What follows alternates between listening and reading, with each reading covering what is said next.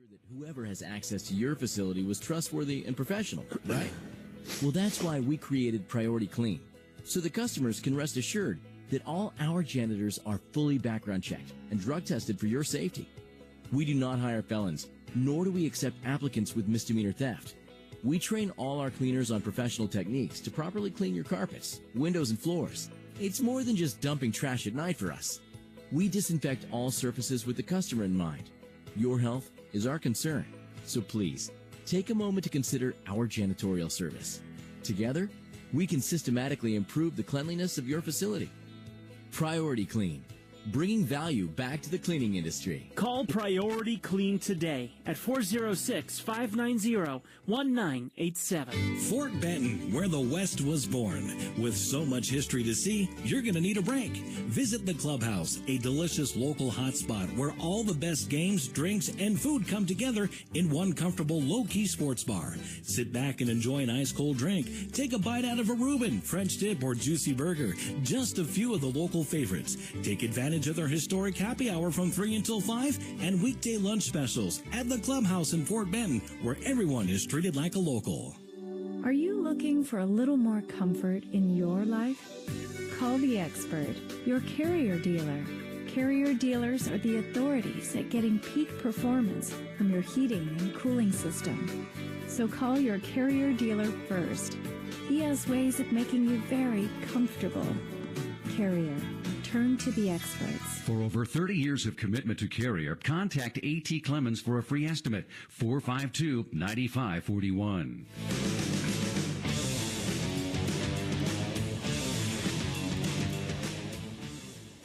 This Voyagers broadcast being brought to you by Cowboys Bar in Great Falls. Cowboys Bar Museum is a great place to check out more than 500 mementos from the cowboy days and relax in a log cabin from the 1930s.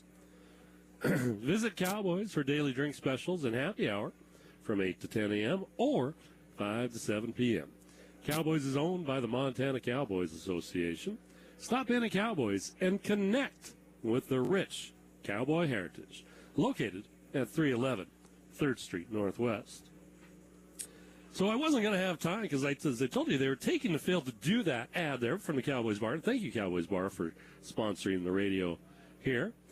And it is a fun place. If you've never been there, I have. It's been a year or so, but it's a great place to go. In fact, I should probably go there again soon. It's a lot of fun. But Breon Pooler was having some issues with the mound. He was getting a lot of dirt/mud in his cleats and his plant foot. So our grounds crew speedily came out there and put a little dry dirt down and raked it out for him, and now he's getting his warm-up pitches in. Going back to yesterday's game, Walker, the starting pitcher for the Chukars, got the win. That's Tom Walker. He pitched 5 1/3 innings, gave up 3 hits, 3 runs, 3 walks, 8 strikeouts, walked 1 wild pitch, and hit 1 batter. And only faced 19 batters. And getting the loss was Matt Thomas, who pitched 4 1/3 innings, giving 9 hits, 7 runs. 5 of them is all that were earned. 4 strikeouts and 2 walks and 1 wild pitch. Leading off, Steve Barmakian for the Chukars, batting .344 on the season. Barmakian yesterday, 2 for 5, scored 3 runs and had 1 RBI. Facing Breon Pooler. Pooler's first pitch is high, ball 1. So there's the start of game 2 of this 3-game home series before we go 3 on the road to Idaho Falls to complete the 6-game series. There's a fly ball to center field. Racing back is Malik, and right before the track, backs into the ivy a little bit, is Jake Malik with the catch. So a deeply hard hit ball out to center field by Barmakian, but it was only hit about 400 feet instead of the 415 needed to carry the ivy right there, and 420 to carry the outer wall. That'll bring up Jose Reyes. Reyes had a heck of a night last night. He was 4 for 5 in the game, 3 singles, 1 double, only had one RBI and scored once himself. He also had a base on balls in the game. That pitch inside, ball one. But as far as hitting-wise, he had a great night. Now batting .363, raised his batting average about 10 points from last night. That one outside off the edge for ball two. And the Voyagers out-hit 16-7 last night. That one's foul back right over my head. 2 balls, 1 strike. The attendance of last night's game, not bad for a Monday night here in Great Falls, 1,037. The time was excruciating. And 8 minutes. So if you came to the game, you definitely got your money's worth as far as game time. That one's fouled off to the left. 2 balls, 2 strikes now on Reyes. But, yeah, I mean, a lot of the pitches or pitch counts went to 2-2, 3-2, and the pitchers were not working extremely fast last night. As Pooler steps off the mound as I say that. Pats his chest, is my fault. And here's the pitch. A changeup, there's a ground ball towards second. Runge dives for it, goes under his glove out in the center field. Reyes going to go for 2. Here's the throw for Malik. The slide, safe, they say. So Reyes taking advantage of a slow roller once it hit the grass out into center field, and Malik playing fairly deep out in center, had to rush in for that. And with Reyes' speed, he's able to get to second. Giving himself a double there. Pushing the envelope, but gets it sealed with the deal on the slide in second. Very close play, though. There's a line drive out to left field. Braden Daniel fields it. He waits to see if Reyes doesn't even slow down at third. As Braden Daniel kind of hesitated just a little bit throwing that one in. Kind of double clutched it. And third base coach for the Chukars manager, Billy Gardner, saying, well, we're going to try and take advantage of that. And he did. Sending Reyes home on the long single by Dusty Stroop to left field. They'll bring up Hunter Hiskey to the plate. So the Voyagers find themselves down early once again.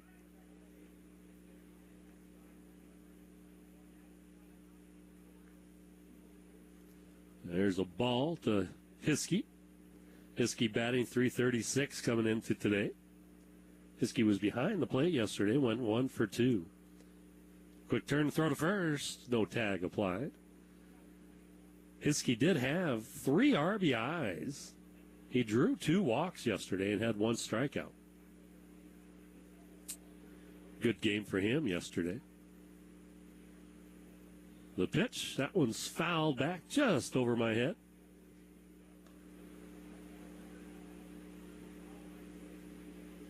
Well, 1-1 on Hiskey.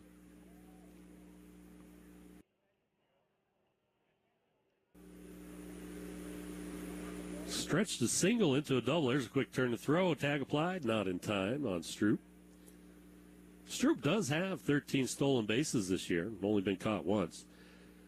But he stretched that double, or single, into a double, basically. Did Reyes. There's a ground ball towards Runge at second. He scoops, throws to second in time, over to first. Not in time there to complete the double play. So a fielder's choice is how Hunter Hiskey will reach. It was a slower ground ball towards Runge. Did his best to try and turn that quickly to Luetta over there at short. They do get the lead runner, Dusty Stroop, for the first out in the inning, or second out in the inning, sorry.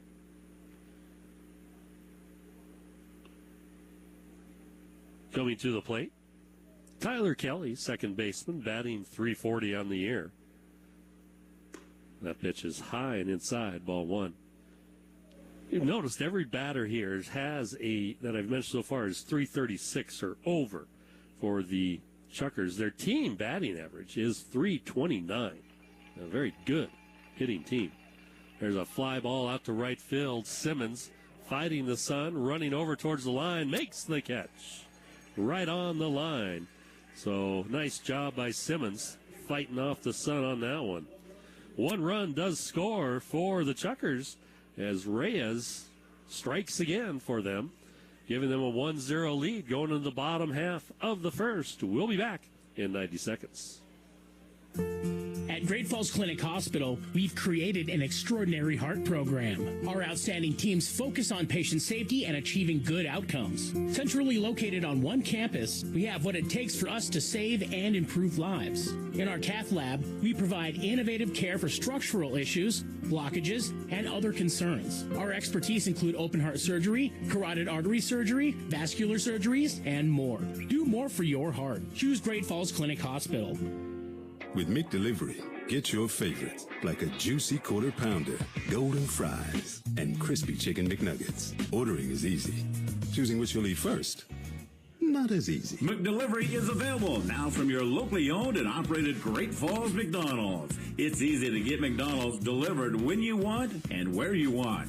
Start your McDelivery order now on Uber Eats and DoorDash. The Golden Arches now comes to you in Great Falls. Get it contactless with McDelivery.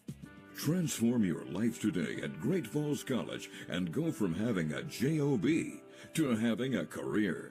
Great Falls College has in-demand computer technology, business, trades, and health career programs. Sign up for classes now. We have online, distance, and face-to-face options. Launch your career today with Great Falls College at www.gfcmsu.edu or 406-268-3700.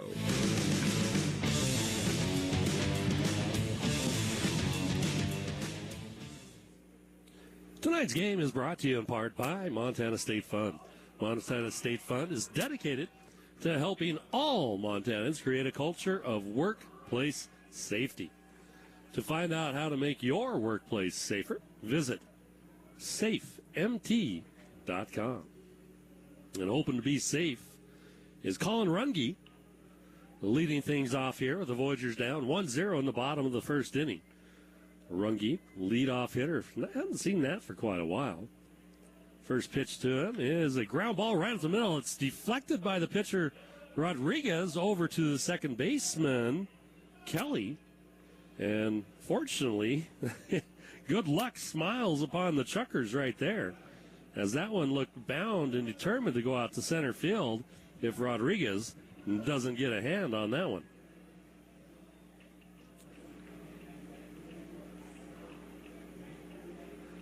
So one out brings up Jake Malik. Malik batting .288 on the season. Rodriguez has an ERA of 4.52, 3-2 win-loss record. Has one save to his credit as well. He's appeared in 25 games and only started 8 prior to today. There's a slow roller towards third baseman. Reyes double clutches, throws the first, just in time to get the hard-running Malik. So 2 up, 2 down for the Voyagers. Braden Daniel stepping up to the plate. Listen to this music for a second.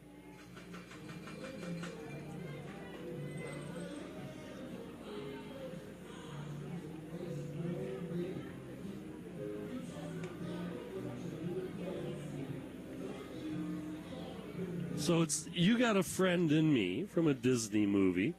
All the players decided tonight that, hey, you know what, let's change things up, try and alter the mojo going on around here, and we'll pick all Disney-themed songs. So there you go, all of them, there's a strike to Braden Daniel, are walking up to Disney songs tonight. And Braden Daniel picked You Got a Friend in Me. So, and they did pick their songs, most of them. There's a couple that are in there that, didn't know. There's a line drive down the left field line. It's fair. That's going to go in the left field corner.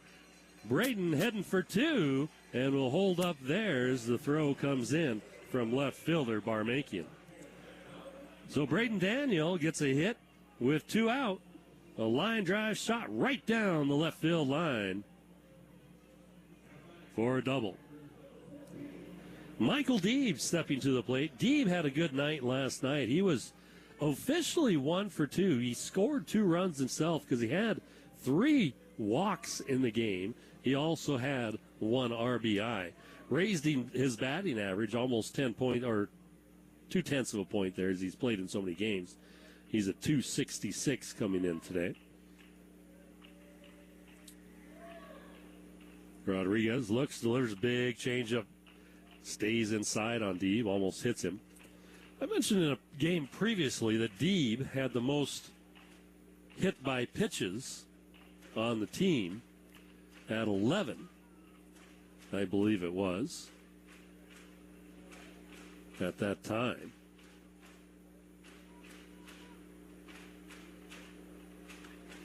That's one's fouled back right there. Now he's up to 13, and Braden Daniel is now at 11. So Braden trying to catch up to him in a bruising kind of way. 1-1 to Michael Deeb, designated here this evening.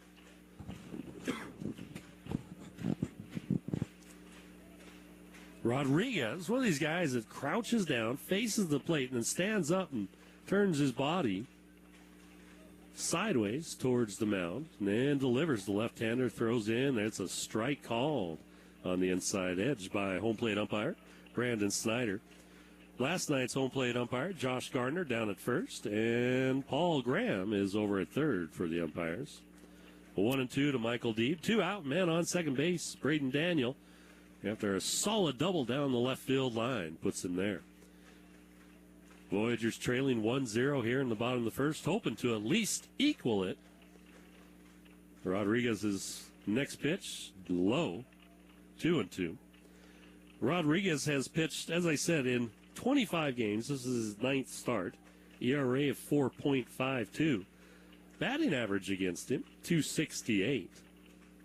He's pitched in 71 and 2/3 innings and given up 77 hits. He looks to second, looks home, looks to second once more. Pauses and delivers. That one's a little low. Nice eye by Deeb there. Full count now to Michael Deeb. Michael Deeb, 6'2", 240-pounder from Davie, Florida. I understand, I was told by our assistant general manager, John, that his family was here in the last trip, and they might come up and talk on the radio about him, but I must have scared him off last year because I never saw him. There's a foul ball off to the left, and bounces. Not going to get into the deep fat fryer, though. So I'm sorry, Deeb family, if I scared you off last year. I'm harmless. Well, as long as you don't ask my ex-wife. But she's my ex, so. Actually, I think she'd say I'm harmless, too. We get along still. Here's the next pitch. Swing and a miss by Deeb for the 3rd out in the first inning. So the Voyagers get a double with 2 out, but unable to move Braden Daniel around to even the score as they trail after 1-0.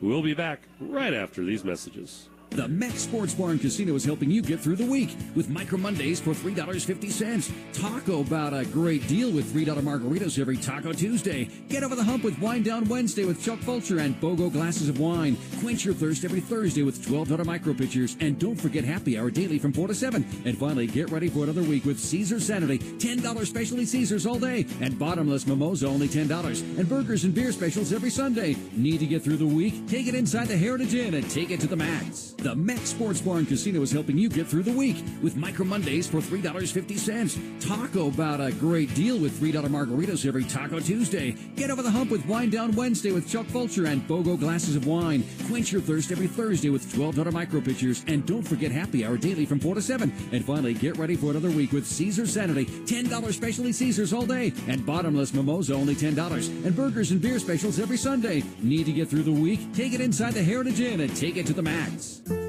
At At Great Falls Clinic Hospital, we've created an extraordinary heart program. Our outstanding teams focus on patient safety and achieving good outcomes. Centrally located on one campus, we have what it takes for us to save and improve lives. In our cath lab, we provide innovative care for structural issues, blockages, and other concerns. Our expertise include open heart surgery, carotid artery surgery, vascular surgeries, and more. Do more for your heart. Choose Great Falls Clinic Hospital.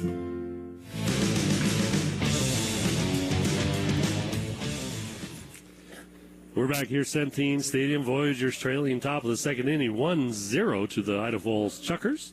Voyagers have already done something tonight they were not able to do until the sixth inning last night, and that's get a hit.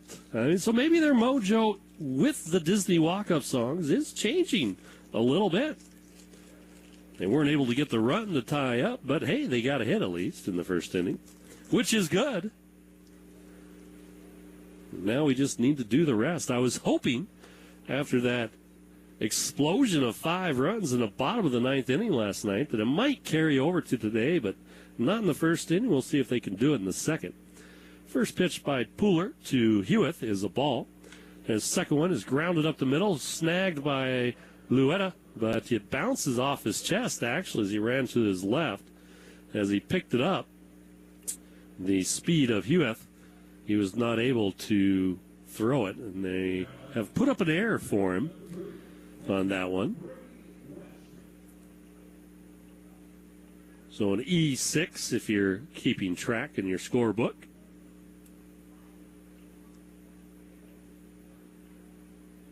Which will bring up Brady West, the catcher for the Chukars.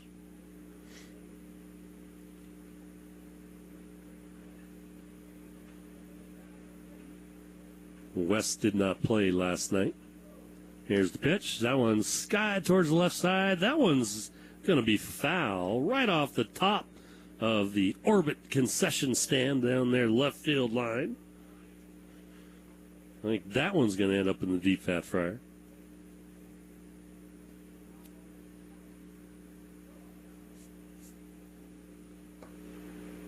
So 0-1 to Brady West.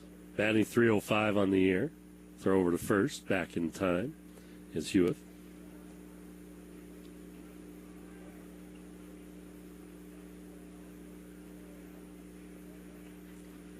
Breon Pooler looking in. Hewitt does have 14 steals, only been caught twice. That pitch, a little check swing, it's called a ball. Oh, wait, take that back. Yes, it is a ball. Okay.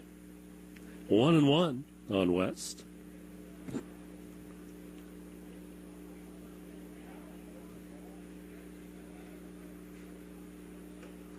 There's another pitch missing for ball 2. 2-1. West has played in 49 games for the Chukars. Has an on-base percentage of .395. Not a bad fielding percentage for a catcher either, .982. Excuse me. That pitch just missing off the plate. 3-1 the count to West. Has a pretty good slugging percentage, .508. Has 5 home runs and 6 triples, which is tough for a catcher, most catchers, to do. Shows he does have some speed. There's a fly ball towards right center. Center fielder Malik races over because he was shading right field a little bit anyways. Makes the catch look easy out there. Well, I'm sure it wasn't with the sun glaring down at him there. So 1 out in the inning. Eric Callahan, shortstop for the Chukars, steps up to the plate. Hewitt still at first base. Callahan last night had a good game, had 2 RBIs and 2 runs himself, and 3 for 5 in the game. Did have 2 strikeouts, though. Still not a bad game. That pitch low, nice block by Will Olson. Callahan batting .262 on the season. Raised his average a little bit. Last night he was .255. So So 1-0 the count to him.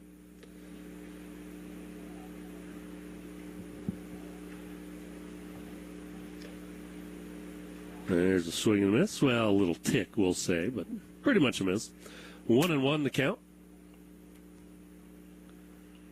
And good speed and Hewitt at first. Has not really made an effort to lead too far off the base there. Monroe keeping him close. The pitch. There's a strike called in the outside edge. 1-2. And Pooler has a very quick move to first, so Hewitt doesn't want to get too far off the bag. As I say that, he goes out about an extra foot this time. Whereas Pooler now looks. He didn't look last time. Now he turns the throws. Oh, close play on the tag there. Almost got it on him before he put the hand on the bag. That's where being a right-hander at first kind of hinders you a little bit because you have to reach across your body to place the tag. There goes Hewitt. The second, here's the throw on the bounce. Not in time. Runge knocked it down, but it wasn't, even if he grabbed it cleanly, they weren't going to get Hewitt. Hewitt just stealing his 15th base of the season.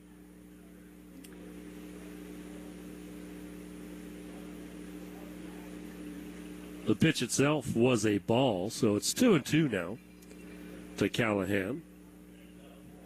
Runge hugging the bag as the right-handed batter swings and misses. Runge playing second base, so obviously they're expecting, or were expecting, Callahan to pull, as that was strike three. Sorry. I'd forgotten the count for a moment. So 2 out in the inning. First strikeout on the game for Pooler.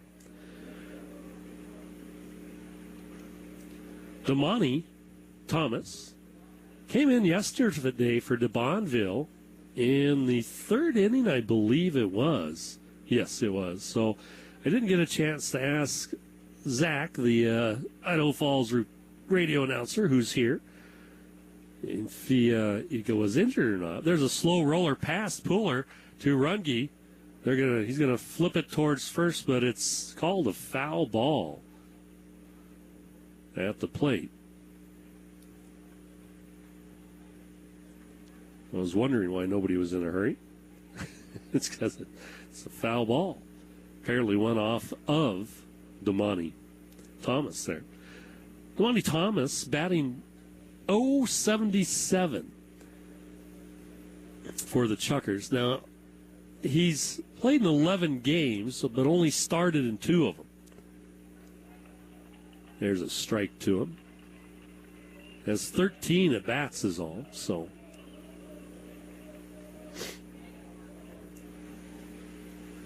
Here's the next pitch. Swing and a miss. Down on strikes goes Damani Thomas. The second strikeout in the inning for Pooler. And nobody scores. One man stranded on an error, but doesn't hurt the Voyagers as they go into the bottom second, trailing 1-0. We'll be back right after this. Are you looking for a little more comfort in your life? Call the expert, your carrier dealer. Carrier dealers are the authorities at getting peak performance from your heating and cooling system. So call your carrier dealer first. He has ways of making you very comfortable. Carrier.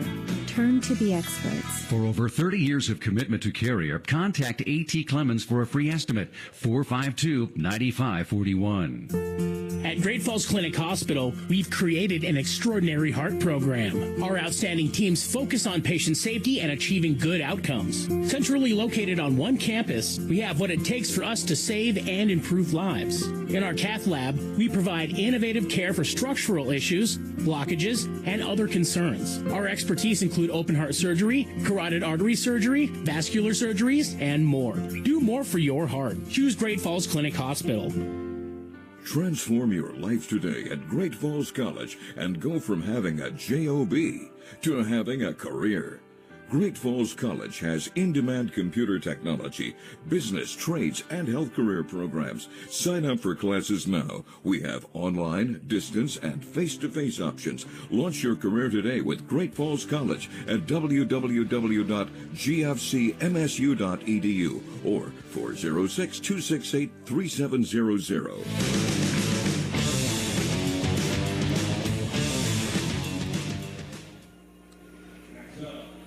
We're back here at Centene Stadium. Chris Monroe will be leading off for the Voyagers. I see Kate Sisler running out towards first base there.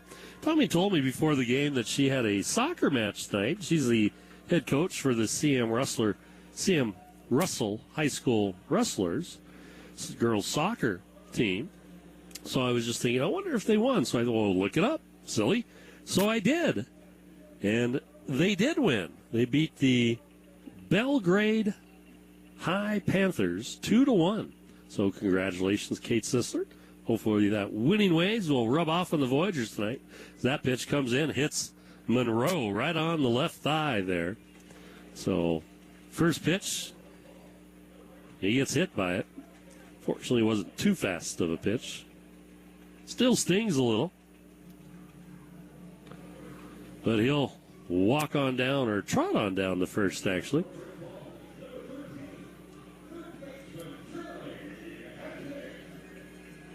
So Charlie Hesse. He's having EE sound. So Hesse. I know, I should know my own players, but I didn't even know he was playing tonight. So, hey, that's my excuse. First pitch to Charlie is a ball.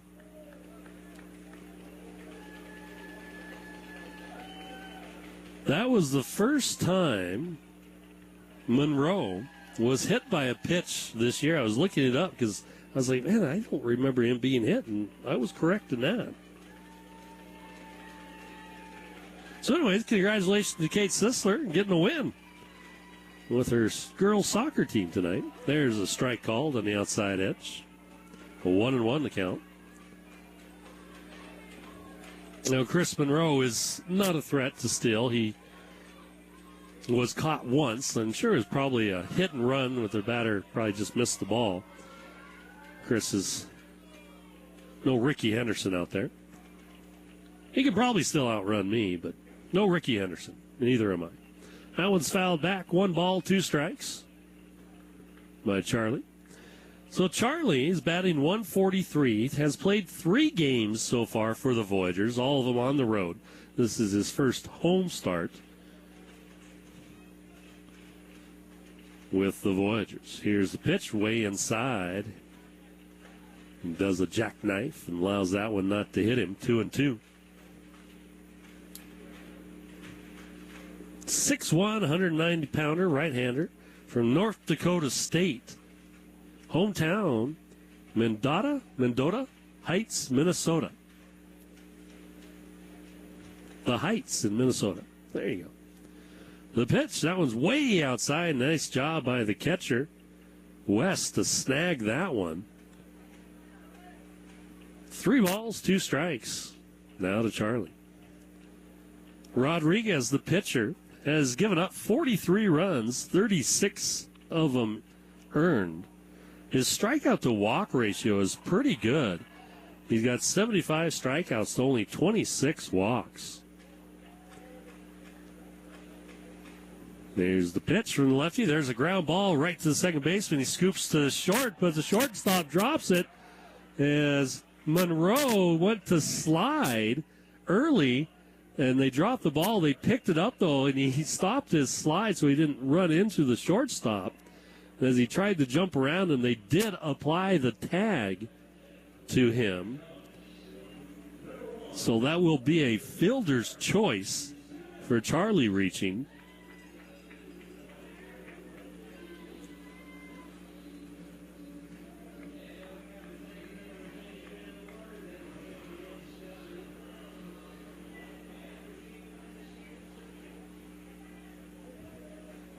So 1 out in the inning, man on first, Charlie Hesse. He's got a good-sized lead at first. Here's the pitch from the lefty, Rodriguez, and it's a strike on the outside edge to Aaron Simmons.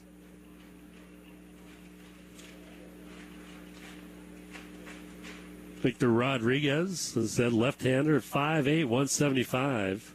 Maracaibo, Venezuela. Here's the pitch. That's on the outside edge as well.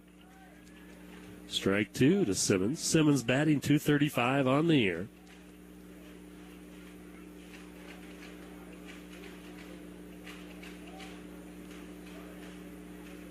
It has 9 RBIs. Sorry, 3 RBIs. Next pitch, just missing for a ball. His on-base percentage, 297.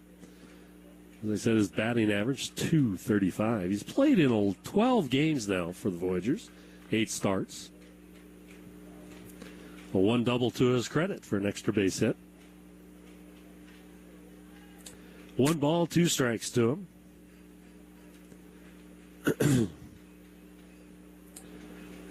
Here's the pitch. There's a high fly ball to the left. It's going to go foul, way foul now. Again, right on top of the concession stand over there. They probably think it's hailing over there. Hailing baseballs.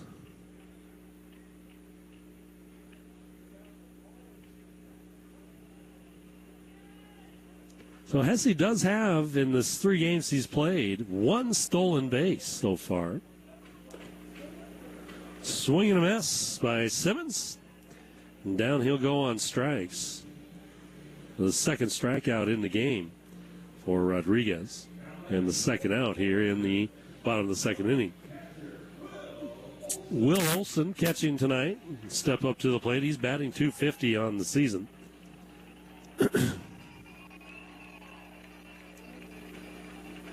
Played in 32 games now. Has an on-base percentage of .328. 16 RBIs. And that might be 17 as that one's hit in the right center. Going to go all the way to the wall. They're waving around Hesse. And there's not going to be a play at the plate. He stands up, walks across home plate, slaps his hands together, and walks back, runs back towards the dugout to high fives from everybody. So a nice job there by Olson with a double to right center to get himself an RBI, scoring Charlie all the way from first. Charlie showing some great speed there. They didn't even have a chance to make a play on that at home, as that ball was perfectly placed in right center with the center fielder shading left field a little bit and the right fielder shading towards the line a little bit. Olson dropped that right in between them for a double. That'll bring up Fernando Lueta for the Voyagers, batting 9th in the lineup. First pitch is grounded towards second. Second baseman does grab it, throws the first for the third out.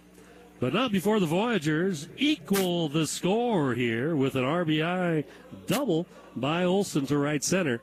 It's now 1-1 after 2. We'll be back in 90 seconds. Welcome to Priority Clean LLC, your hometown resource for janitorial services.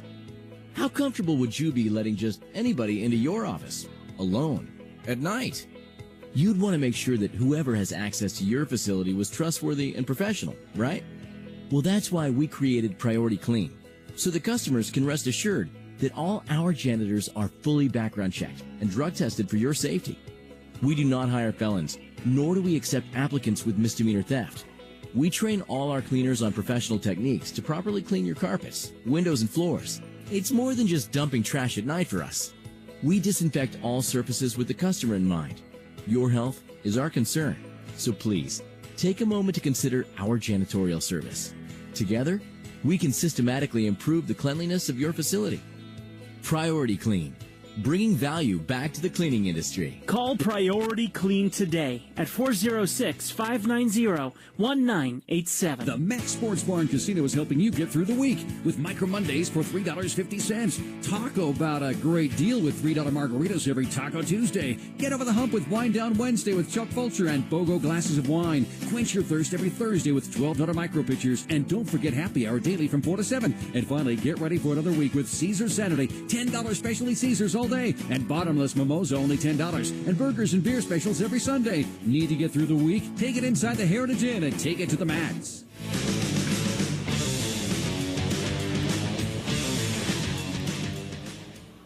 When following the Voyagers in Great Falls, stay at the award-winning Days Inn, where they take pride in providing guests with a clean, well-maintained hotel. The quiet location of Days Inn is an easy drive to and from Centene Stadium. It's also close to many restaurant and shopping options. After a good night's rest, start your day right with a complimentary breakfast from Days Inn. Mention you are in Great Falls to cheer on the Voyagers and receive a 15% discount. Reserve your room today at daysin.com. Hoping to reserve the tie, maybe preserve it would be a better word, is Breon Pooler here in the top of the third inning as he faces leadoff hitter Steve Barmakian, who swings at the first one and fouls it back to the netting. We have two bat boys tonight, so they duel each other on the run to get the ball. The second pitch here, there's a foul ball off to the left out into the parking lot, and I'm glad I parked far away, even though that one, as hard as it was hit, might reach my car. I expect someday to go out there and find a baseball sitting in my car and a broken window welcoming me after a game. I hope not. That's why I parked far away. Puller's next pitch, a little changeup. There's a ground ball to Runge at second. He scoops it and throws the first in time to get Barmakian. So one out with one up. So in the second up, Jose Reyes.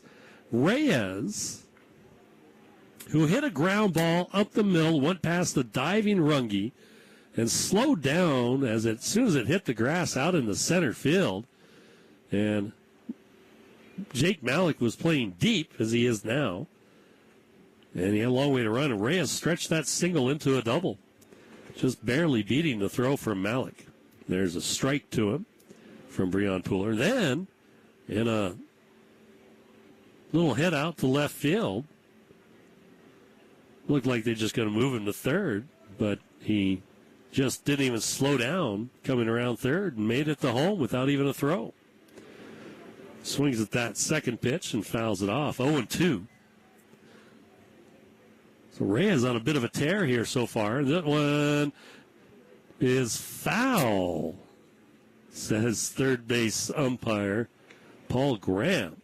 Interesting, because I'm on the third base side of things here, so I don't have a shot right down the line there. But where it landed after it crossed the bag was in fair territory. Now, if it was on the left side of the bag and lands, on a ground ball, it's still foul. But usually, from a left-handed hitter, that's going towards the left. There's a line drive right back up the middle, so it doesn't matter to Reyes. He's going to get his hit. But it was an interesting call to me anyway. Worked out for us until he got that hit. So Reyes with another hit. Dusty Stroop strides up to the plate. So with Reyes, yesterday going 4 for 5 and a base on balls, 7 official at bats. He's 6 for 7 in this series with 1 walk. I'd say that's a great start to a series. First pitch is just a little low from Breon. Ball 1.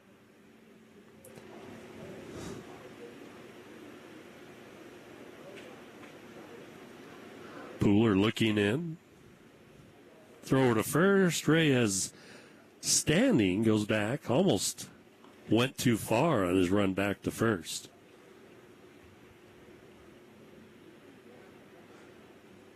Pooler nods his head, delivers. Swing and a miss by Stroop. 1-1 to count. So we're top of the third inning. It's all tied up at 1. What national day is today, you ask? I know you're asking because this is when I normally do it. Well, it was National Beach Day. We don't really have beaches here in Montana. We have lake shores and river shores. There's a line drive out to left field, ranging far to his left. Braden Daniel with the catch. Hard hit ball there by Stroop, but fortunately Braden Daniel read it well off the bat and got there to left center before that one went off the wall. So 2 out in the inning. Hunter Hiskey steps to the plate. Hunter reached on a fielder's choice on a ground ball to short in the first inning. So like I say, we don't really have beaches. I mean, we have lake shores and riverbed shores and stuff, but no beach. I miss the beach some days. There's a throw to first, a very low throw, scooped by Monroe as Reyes dove back. Reyes now holding his right wrist. Hopefully he's not injured. I always hate to see players get hurt, even if they are on the opposing team. He's shaking it loose over there. Nobody's coming out of the dugout to him, so he's got one of those oven mitt things on his right hand, not on his left one, just on his right. So he obviously reaches for the base with his right hand. There's a strike called on the outside edge. 0-1 the count to Hunter Hiskey. With 2 out, 1 man on here in the top of the third. All tied up at 1. National Toasted Marshmallow Day. Oh, who doesn't love a good toasted marshmallow over open fire? There's a foul back. It's almost Labor Day.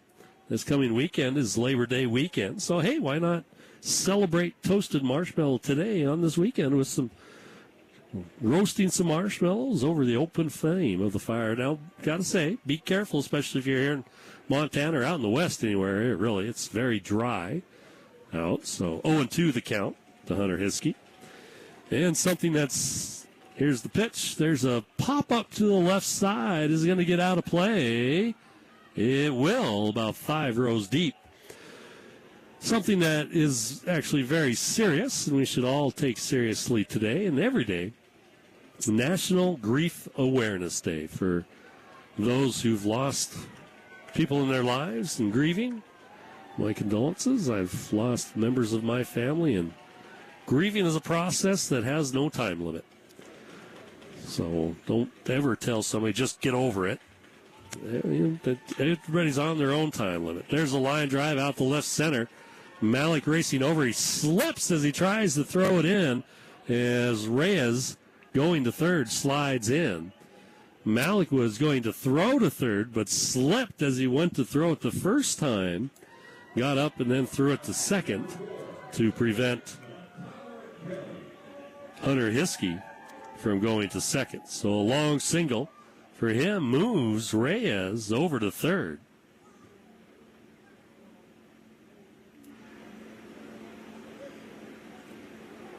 So those are your national days today, folks. You're welcome. The pitch, still change up high and inside. Ball 1 to Tyler Kelly. Kelly flew out to right field. Nice running catch made out there by Simmons on the line for the third out in the first inning. Here's the pitch. There's another fly ball to right field. Simmons should have no problem with this, as not battling the sun anymore, as it's set enough, it's not in his eyes, and he makes the catch. So nobody scores, keeping it a 1-1 score after 2.5. We'll be back in 90 seconds. At Great Falls Clinic Hospital, we've created an extraordinary heart program. Our outstanding teams focus on patient safety and achieving good outcomes. Centrally located on one campus, we have what it takes for us to save and improve lives. In our cath lab, we provide innovative care for structural issues, blockages, and other concerns. Our expertise include open heart surgery, carotid artery surgery, vascular surgeries, and more. Do more for your heart. Choose Great Falls Clinic Hospital. The Mac Sports Bar and Casino is helping you get through the week with Micro Mondays for $3.50. Talk about a great deal with $3 margaritas every Taco Tuesday. Get over the hump with Wine Down Wednesday with Chuck Fulcher and BOGO glasses of wine. Quench your thirst every Thursday with $12 micro pitchers. And don't forget Happy Hour daily from 4 to 7. And finally, get ready for another week with Caesars Saturday. $10 specialty Caesars all day. And bottomless mimosa only $10. And burgers and beer specials every Sunday. Need to get through the week? Take it inside the Heritage Inn and take it to the max. Are you looking for a little more comfort in your life? Call the expert, your Carrier dealer. Carrier dealers are the authorities at getting peak performance from your heating and cooling system. So call your Carrier dealer first. He has ways of making you very comfortable. Carrier. Turn to the experts. For over 30 years of commitment to Carrier, contact A.T. Clemens for a free estimate. 452-9541.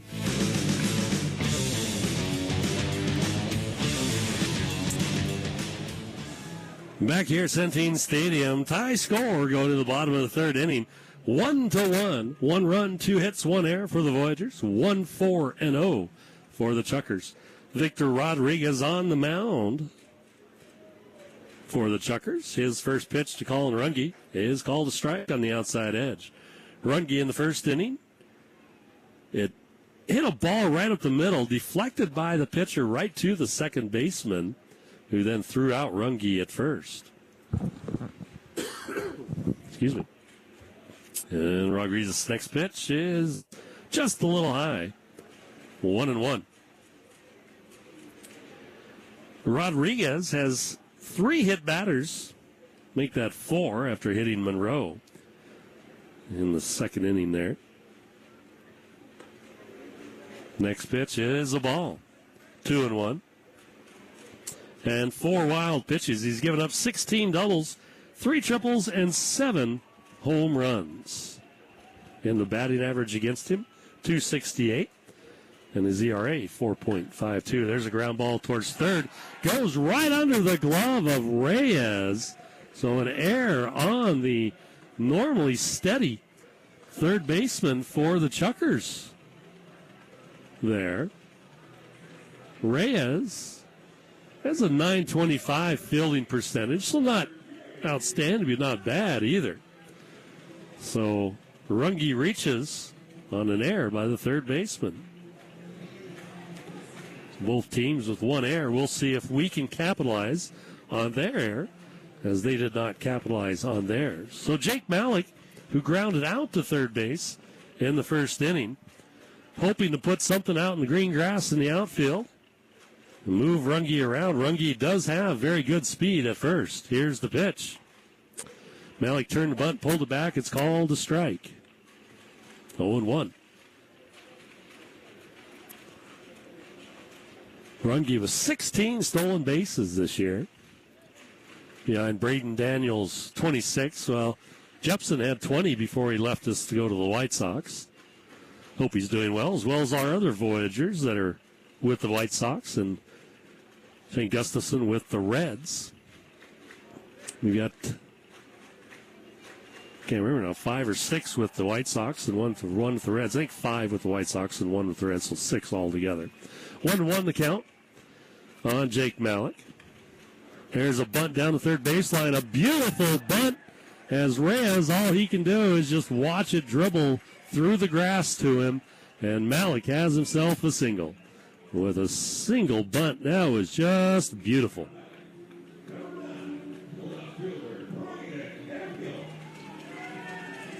Braden Daniels steps to the plate. Braden had a double down the left field line. Steve Barmakian, I see him drifting back a little bit. Braden Daniel has power as well. He's got those 10 home runs. He's been sitting on those for about the last 6 weeks. I'm sure he'd love to get off of that 10 home run mark right here, as we'd love to see him do it. Here's the pitch to him, changeup. There's a high fly ball out towards right center. Center fielder Thomas drifting over. Runge gonna tag up and go to third. The throw comes in the second, so a fly out there by Braden Daniel does move over Runge to third base.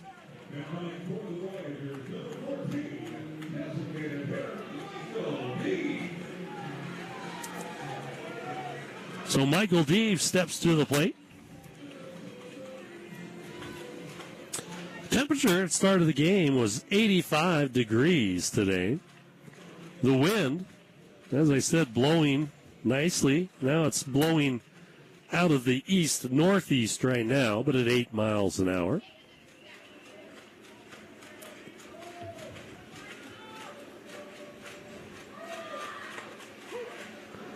The runner, Malik, going to go to second. No throw, so defensive interdifference there.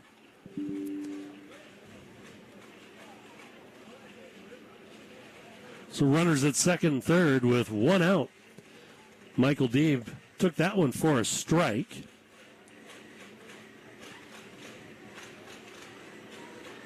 Runners in second and third, and Deave with a great RBI opportunity here. Deave struck out swinging in the first inning.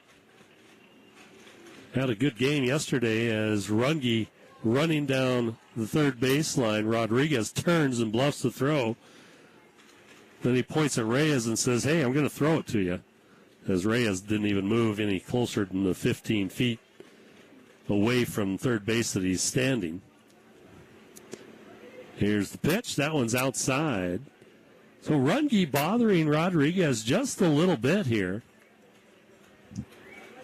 with his motion. Runge, a left-hander, his back is towards Runge. A lot of times right-handers facing that third base, we'll often see that guy running up and down, and it does distract him. Not as much to lefties, but apparently Rodriguez seems to be disturbed by it. There's a slow pitch, the bouncer to first, throw home, not in time. D picks himself up an RBI on a fielder's choice there.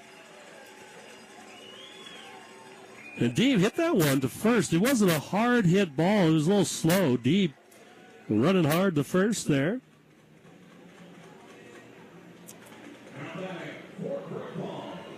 And the throw home was a hard throw and was on line, but Runge was off with contact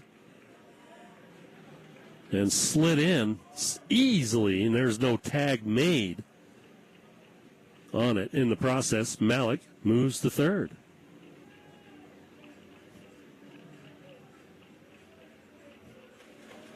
Bring up Chris Monroe, who was hit by a pitch on the very first pitch to him in the second inning. First pitch here to him is a ball. No movement really in the Chukars bullpen, nor the Voyagers, as we are in the bottom of the third here. Voyagers now leading 2-1.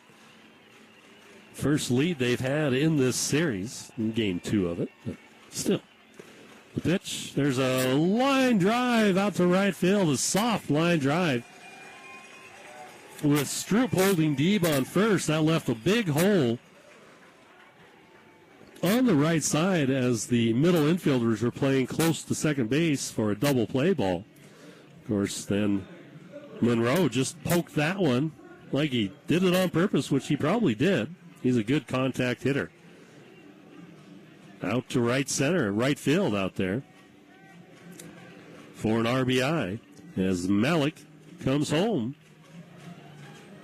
after he reached on a bunt single.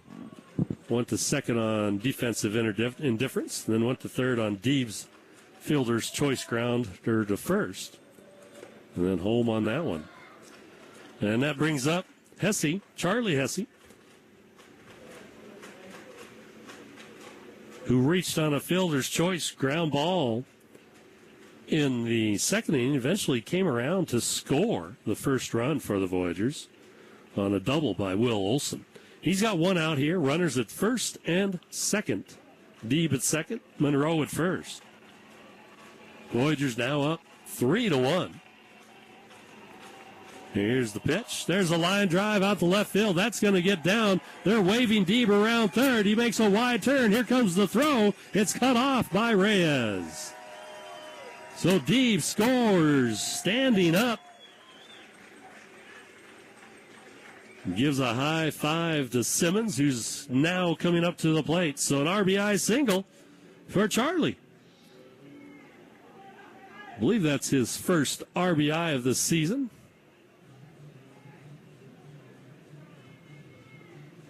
It is. So a good time to get it. We're going to have a visit from the manager here for the Chukars out to Rodriguez. Take this opportunity to let you know that Payless Furniture and Mattress is a proud supporter of Great Falls Voyagers baseball. Locally owned and operated since 1976, Payless has served Central Montana with the finest brands of furniture and mattresses. You save with their factory direct buying power.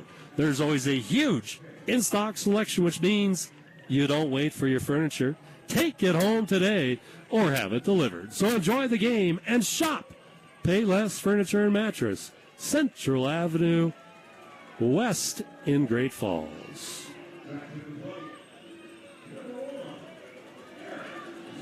So Aaron Simmons going to step up. He struck out swinging in the second inning.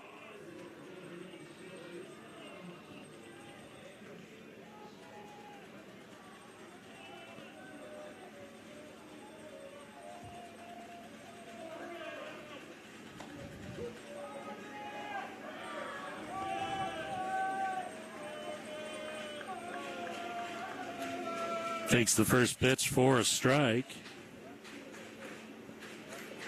Runner at second, Monroe. Hesse at first. Here's the pitch. Bunt down the third baseline. That's going to be fielded by Rez. Throw to first. In time, they say. Very, very close play there at first. Called out by first base umpire Josh Garner. And Josh Garner was the umpire behind the plate last night. Eventually he tossed Tommy Thompson in that game about the sixth inning, as they had a disagreement about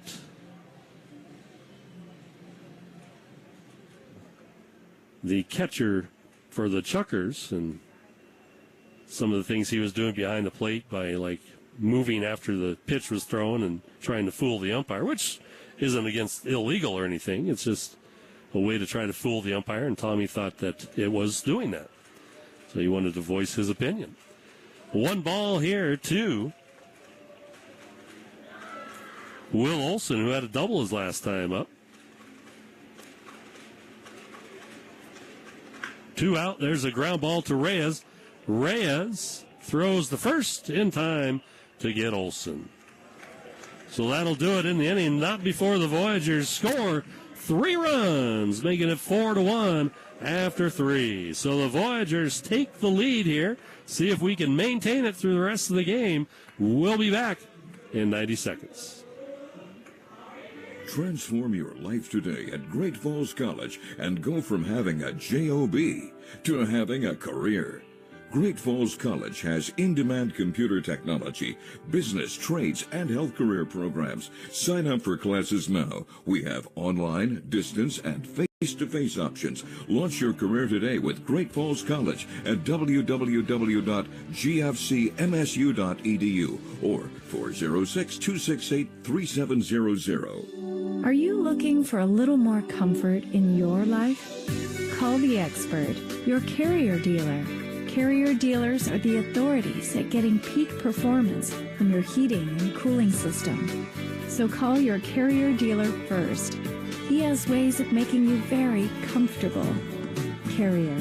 Turn to the experts. For over 30 years of commitment to Carrier, contact A.T. Clemens for a free estimate.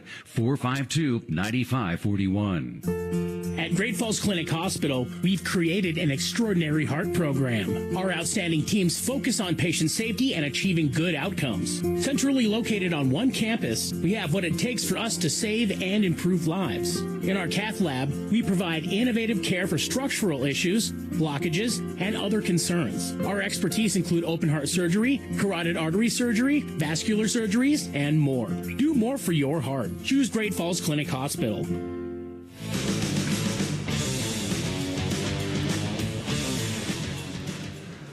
Back here at Centene Stadium for the top of the fourth inning. Voyagers leading 4-1.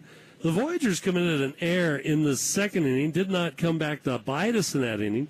In the third inning, the Chukars couldn't say as much as they committed an error as the ball went right between the legs of Reyes at third. And the Voyagers took advantage of it. And that was the leadoff hitter, Colin Runke. He eventually came in to score, and as did 2 others in that inning, giving the Voyagers a 4-1 lead here going to the top of the fourth. Rion Pooler will face right fielder Brendan Hewitt. Hewitt was the one who reached on that error in the second inning, then stole second, but was stranded at second base. So here we are at the top of the fourth inning. It's time for MLB scoreboard update. After Breon's pitch, we'll get to that. That one's a strike on the inside corner. Again, it's presented, the MLB scoreboard, by Gusto Bev, bringing you the beer that invented light beer, Miller Lite. Next pitch, there's a foul ball off the left. That'll get out of play. 0-2 the count. Several early games going on today, so we'll probably have some finals. But first, the bottom of the eighth inning, Washington leads the A's 2-1. Pitch there just outside, 2-1. The bottom of the eighth, Blue Jays over the Cubs 5-3. Pooler's next pitch is across the plate, but a little low. for ball 2. 2-2 the count. Bottom of the 8th inning as well. Dodgers in New York facing the Mets, leading the Mets 4-3. Well, I thought I was going to have a ball right in my window, but nope, just over my head here, just over the top. Nice try, though, Brendan Hewitt. I was ready. I had my left hand raised. It was a nice, soft, easy liner right at me. There's a high fly ball towards left. That one's going to drift foul as well. Bottom of the 9th inning, Mariners all over the Tigers. Sorry, Larry Jones. I am sorry, my friend. 9-3. You've got one man on and one man out. So your chances of coming back are pretty slim, buddy. Mariners are playing actually pretty darn well right now. They're at 70-58 overall, fighting for a playoff spot. The pitch, little change up. That one's fouled back softly to the left of me. Hewitt, hey, buddy, I appreciate you trying your best to get a ball in my window for me. I haven't had one all season. Just make sure I'm looking up when you do it. Breon's next pitch. That one, again, just to my left. Top of the 8th inning, Rockies lead the Braves 3-2. There's almost complete opposite in records there. Rockies 55-74. The Braves at 79-50. End of 6, the Twins over the Red Sox 8-4.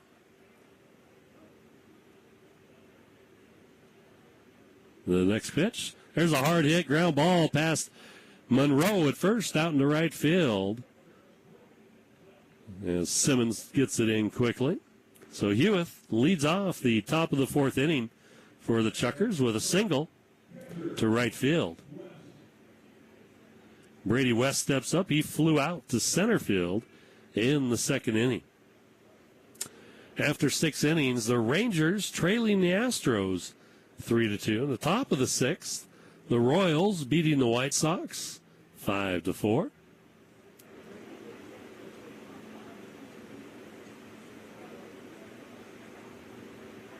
First pitch is in for a ball to Brady West. West batting .305 on the year.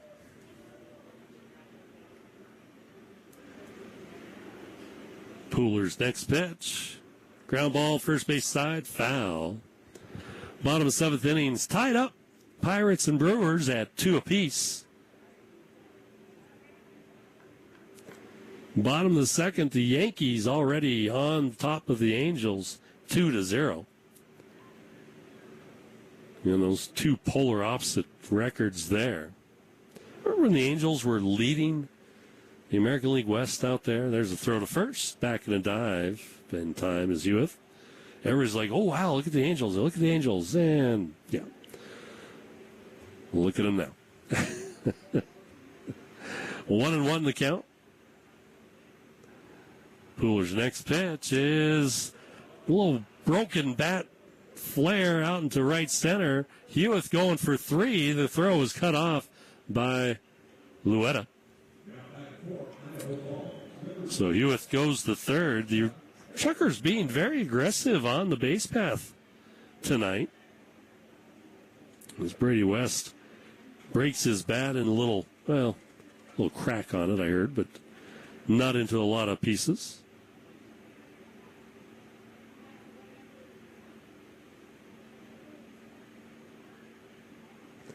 Eric Callahan steps up.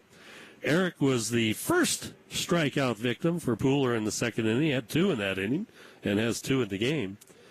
Middle of 2nd inning, 0-0 between the Phillies and D-backs.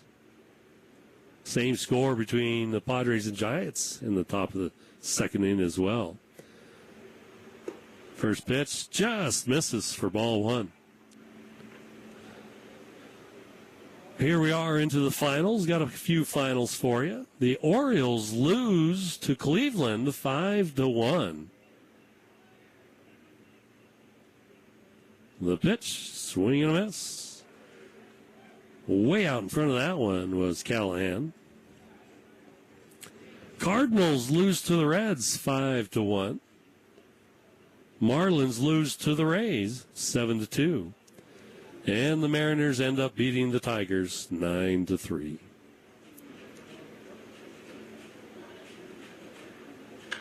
There's a line drive right between short and third.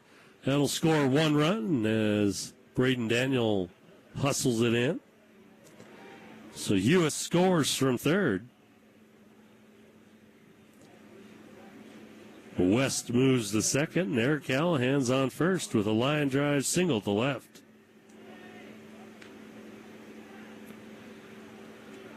The money, Thomas steps up. The money had the second strikeout victim for Pooler in the second inning. He had no action in either bullpen here in the top of the fourth inning.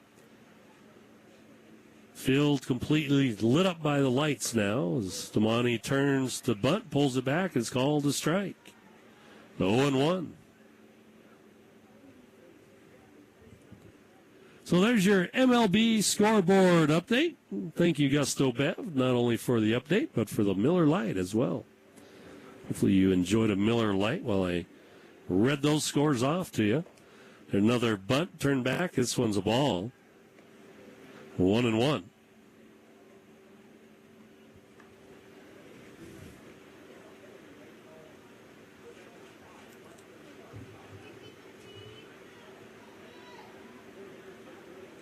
So 2 men on, nobody out here in the top of the fourth, 1 run in. It's 4-2, Voyagers lead. This time the bunt down the first baseline. Monroe throws the third in time. It was a little wide on the inside of the bag as the third baseman, Hesse, had to reach for it, was able to snag it and keep that foot on the base. Nice job by him.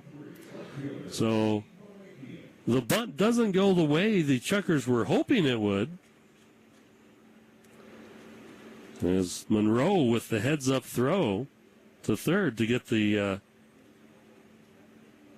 out there on West. Callahan does move up to second. First pitch to Barmakian is a ball.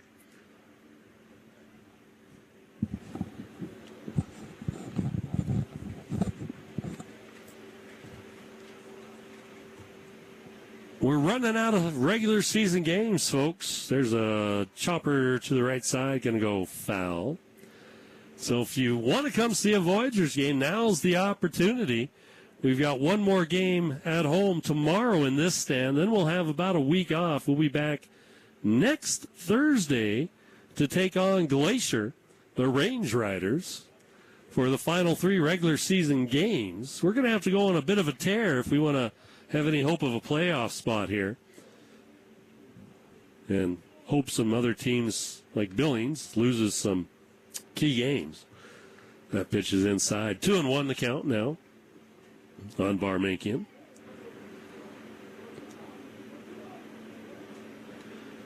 But we are going to have essentially 4 games next week. That one, foul ball. I was ready. Just hit the top of the netting.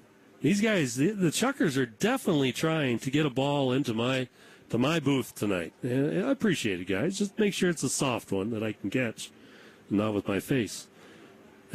not that I'm super pretty or anything. It just, I'm ugly enough as it is. I don't need to look any uglier. 2-2 the count.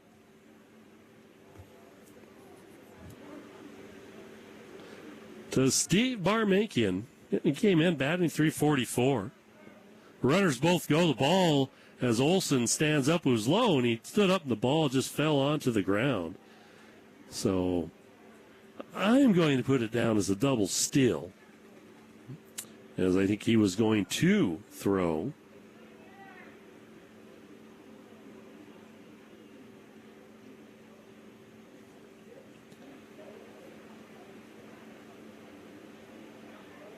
So 3 balls, 2 strikes, 1 out. Runners on second and third. That one just a little low to Barmakian. Ball 4. So the bases are jacked for Jose Reyes. the one guy you don't want to see coming up with the bases loaded, as he has been on a hot streak here, hitting-wise. So Tommy Thompson going to make a slow walk out to the pitcher's mound. There is some light throwing in the bullpen. A left-hander throwing out there for the Voyagers. So Pooler getting a chat with Tommy Thompson and the rest of the infield there.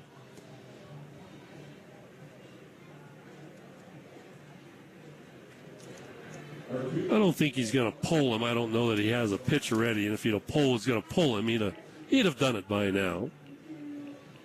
As I was saying, we've got essentially 4 games coming up next week, plus the game tomorrow, as we'll have a game on Thursday, a regular game next week at 7 o'clock against Glacier. And then the game that was postponed due to lightning the last time Glacier was in town, which was in the top of the 4th inning, 2 out, I believe it was, with a runner on first, will conclude that game starting at 6 p.m.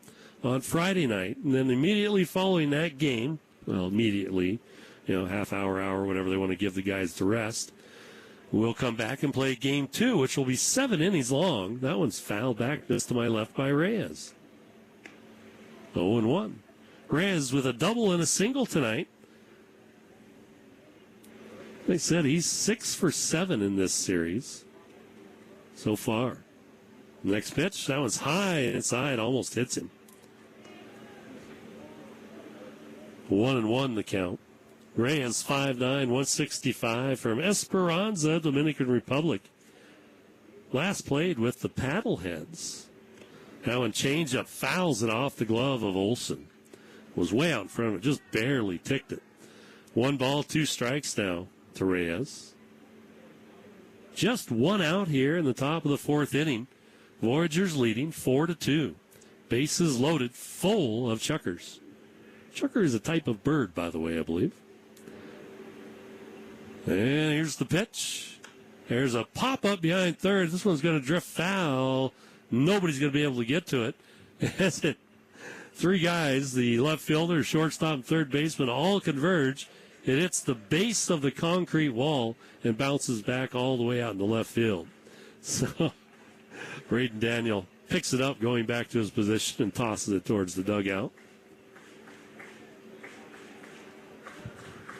So still a 1-2 count on Reyes. Pooler hoping to get his 3rd strikeout of the game here. Here comes the pitch. Inside, nice stop by Olson as that was low as well. 2-2 the count.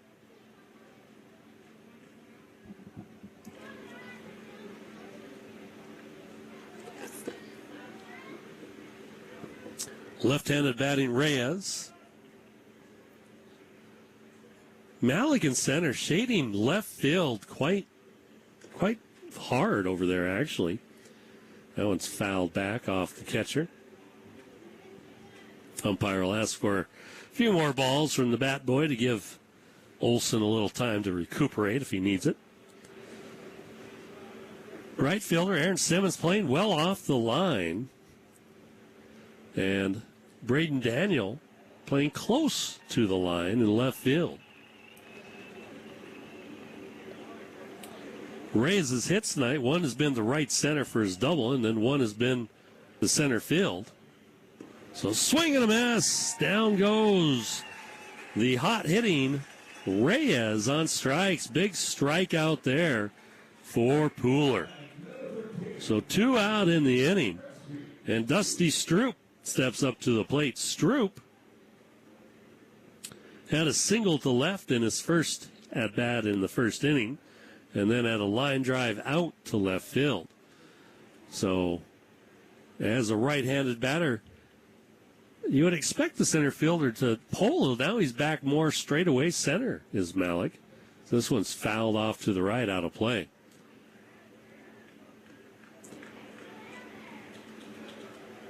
Braden Daniels still a little closer to left field line than left center. Playing fairly deep. Malik in center, playing about medium depth out there.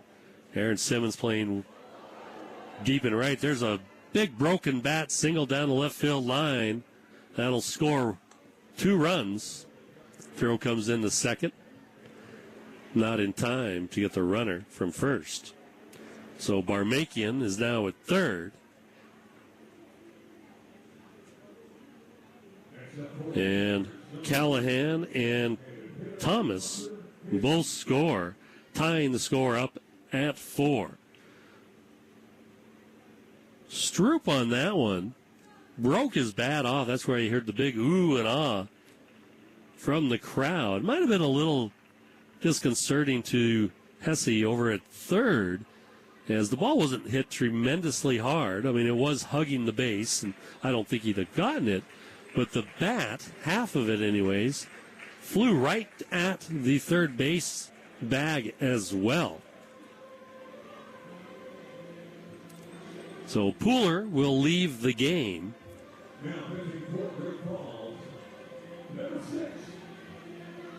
So Anthony Becerra Lopez, the player coach for the Voyagers, is going to come into the game now. Anthony, capable of going multiple innings. He's pitched 3-4 innings in a game before. So here in the top of the 4th inning, we could see him, depending on how he pitches, of course, well into the 6th or 7th inning.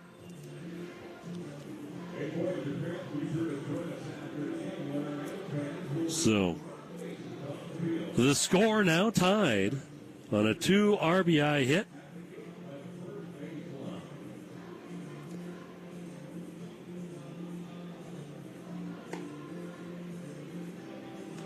By Dusty Stroop. Becerra going to warm up. We'll let you know that City Toyota is proud to sponsor the Great Falls Voyagers. Don't forget that one lucky fan could drive away a brand new 2022 Toyota Camry this season. If any Voyager player hits a home run through one of the Toyota O's over the right field wall, a lucky fan wins a Camry. Toyota, the Voyagers, and you. Let's go places. Well, nobody's been lucky enough to win one yet this year. We've come close on a couple of hits. By close, I mean 15 feet or so. But nobody's put one through those O's. You're looking at the video, you'll see it over the right field fence out there, the Toyota sign. So runners at first and third now. As 3 runs have been put in by the Chukars to answer the 3 runs the Voyagers put up in the bottom of the 3rd inning, tying it up. There's 2 outs. Hunter Hiskey batting .336 on the season steps up. He reached first on a fielder's choice in the 1st and then had a single in the 3rd, so he's officially 1 for 1. Left-hander Becerra's first pitch breaks outside off the plate, ball 1. Becerra, 5'10", 170 pounds, Las Vegas, Nevada. The pitch, just off the plate, ball 2. 2-0 to Hunter Hiskey, the designated hitter tonight. Hunter was 1 for 2 last night with 3 RBIs. Here's the pitch. Drops a little low, ball 3. 2 out, Tyler Kelly on deck. He's 0 for 2 today with 2 flyouts to right field. Becerra's next pitch, strike on the outside edge, as Hiskey taking all the way.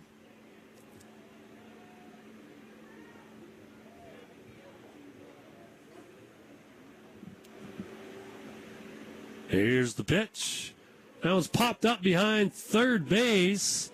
Third, short, and left, racing for it. Left fielder not going to get to it as it drops next to the out-of-bounds play. I think Braden Daniel actually lost that one. He was kind of standing in place looking, and then caught it again, or caught it in his vision again, and charged, but wasn't able to get to the spot. So it's 3-2 to Hunter Hiskey. Hiskey going to step out of the batter's box, step back in now. Anthony Becerra, the player coach for the Voyagers, looks the first and delivers. That one's outside, ball 4. So a base on ball is given up to the first batter. Becerra sees. Will load the bases once again. That's 2 base on balls in this inning. Tyler Kelly, as I said, he came in batting .340. He's 1 for 1 officially. I'm sorry, 0 for 2 in the game. 2 flyouts to right. Hunter Hiskey was 1 for 1 officially. So Becerra would take another fly out to right. Here's the pitch. There's a strike on the outside edge. Kelly, the 9th batter, to hit in this inning for the Chukars. The Voyagers sent 8 up in their half of the 3rd inning to get their 3 runs. Here's the pitch. Fouled off to the right in the line drive shot. Go out of play into the kids area over there. But no kids in the area. Olson runs out to Becerra, going over signs with him, I'm sure. 0-2 the count. Seeing what they want to do with Tyler Kelly at the plate. Standing at second, Stroop. Standing at third, Barmakian. And at first, Hiskey for the Chukars.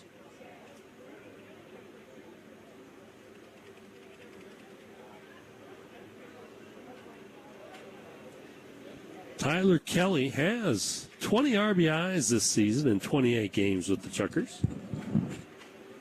Here's the pitch. Fouled off as he checked his swing as that one came inside. Actually, I think went right off the little nub on the bottom of the bat there. Fouled it off to the right. Still 0-2.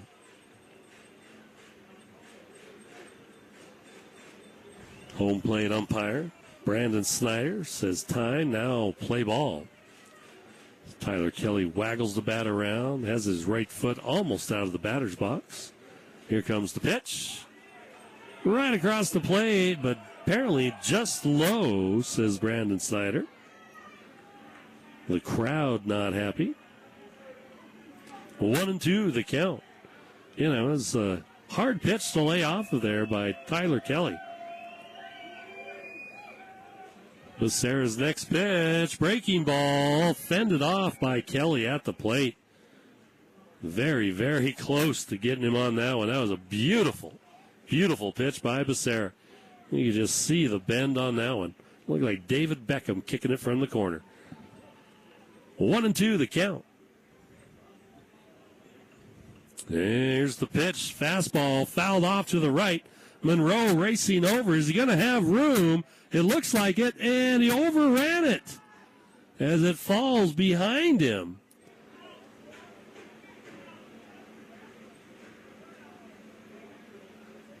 So Monroe overruns the foul ball. He got there in time.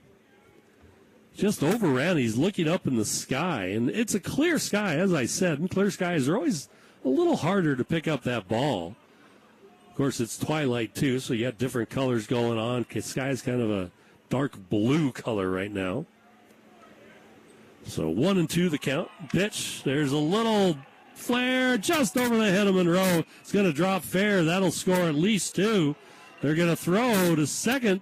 They've got him in a rundown. No, they got cut off by Runge. Runge then throws it second, and they get the out as Kelly dove into second, then ran off of second as he thought the ball had gotten away, and it was picked up there, and he was tagged out by Luetta. But 2 runs score there as Barmakian came in and Stroop came in, and Hiskey was at third, and he stayed at third. He could have probably scored on that one. So a single and then a throw out is what I'm going to call that one myself. So Voyagers, though, trailing as 1, 2, 3, 4, 5 runs score in that inning for the Chukars.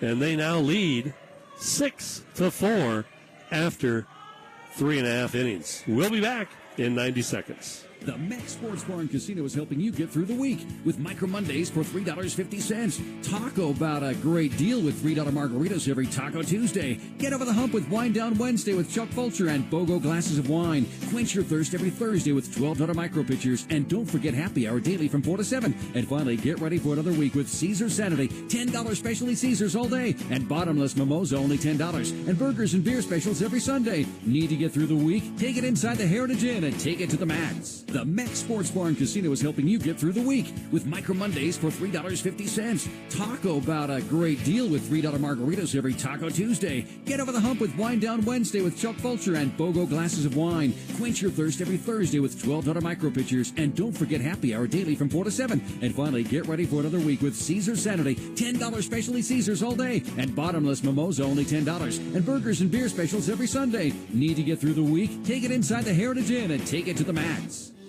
Are you looking for a little more comfort in your life? Call the expert, your Carrier dealer.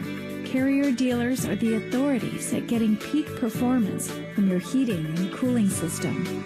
So call your Carrier dealer first. He has ways of making you very comfortable.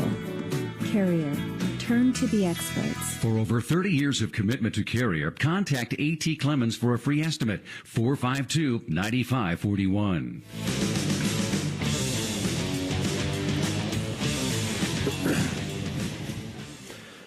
Back here at Centene Stadium, a strange way to end that top of the fourth inning. We'll try and make heads and tails out of it here as the leadoff hitter for the Voyagers in the bottom of the fourth is Fernando Luetta.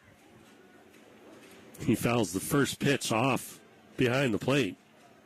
0-1 the count on him. The bases were loaded. There's a pitch for a strike, 0-2. To Tyler Kelly.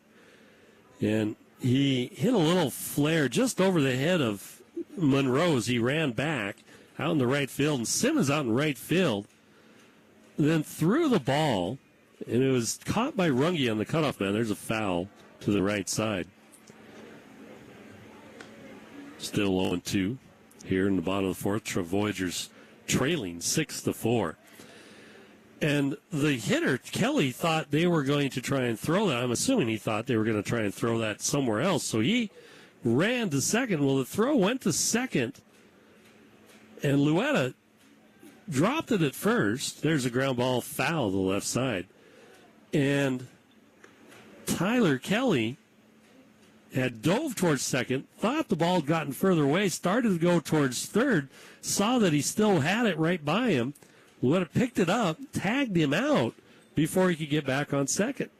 And Hiskey didn't take advantage of the fact of all of that. He stayed at third. And I don't blame Hiskey. That's a manager or coach, that third base coach decision to keep you there. 2 runs did score on that single, giving them that 6-4 lead, but they could have had a third, in my opinion. There's a line drive out to right center. That's going to drop in by Luetta. So he's got himself a single to start off the bottom of the fourth inning. Good start here. Luetta had grounded out to second in the second inning.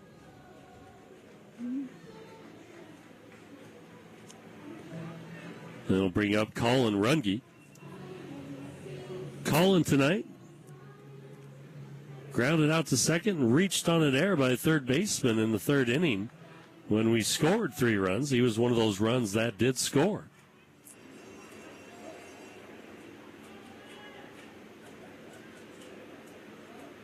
Luetta.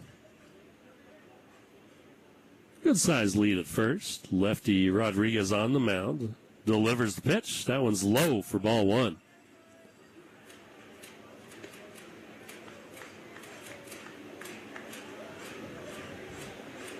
Loera has not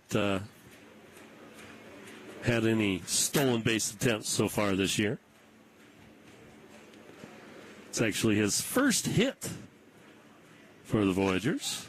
There's a high fly ball towards right field. It'll stay in the park. Right fielder makes the catch in right center. Loera goes back to first base. As Colin Runge, that one was a high fly ball. Just getting under it a little bit. Sky's out for the first out. Jake Malik steps up. Malik had a single. It was a bunt down the third baseline in the third inning. It was a beautiful bunt. As I see Reyes playing up on the next, right next to the grass. He's still in the dirt, but he's right next to the grass there. And Nick Emanuel coaching third base tonight. Kate Sisler over at first. Tommy Thompson enjoying some time before his resting up, I'm sure, before his merman duties at the Sip and Dip tonight to raise money for the high school baseball programs here around Great Falls. First pitch, breaking ball low, a little check swing. They appeal, no go, says the third base umpire. Well, 1 ball, no strikes to Malik. Malik came in hitting .288.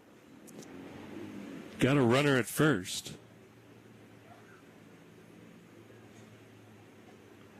He's only grounded into 1 double play this year as Malik. Now when he fouls off the mask of the catcher Hiskey. 1-1 the count.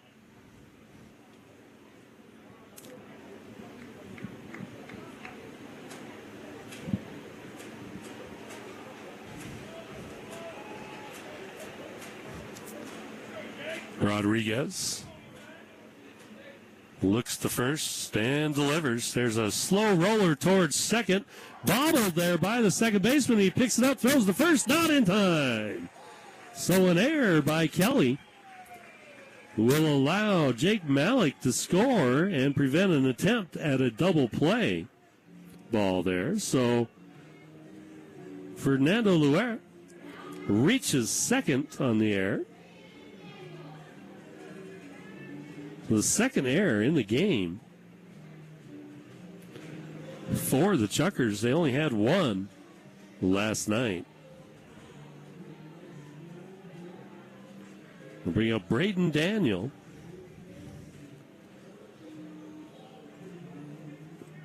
See a little movement in the bullpen now for the Chukars. Got a couple of guys up, walking around. Meeting on the mound between Hiskey and Rodriguez. 6-4. Chukars lead here in the bottom of the 4th inning.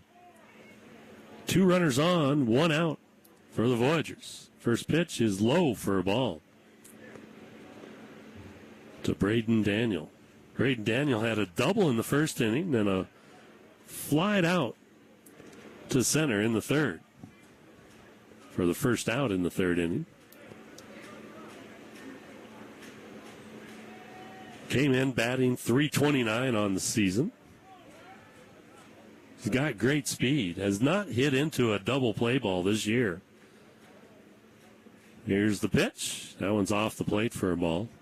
2-0. As Rodriguez comes off the mound, he's motioning towards the dugout like he wants something.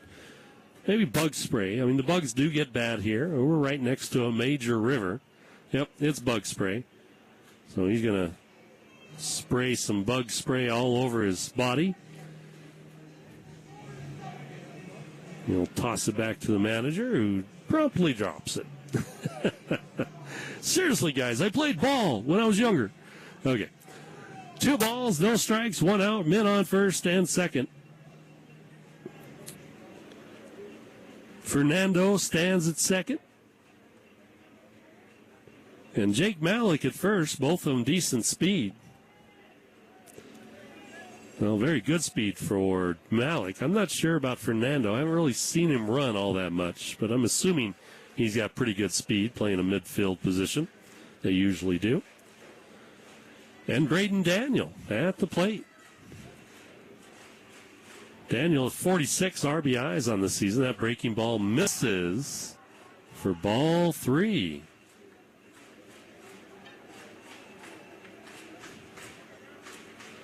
So I'm assuming Daniel will be taking all the way on this one.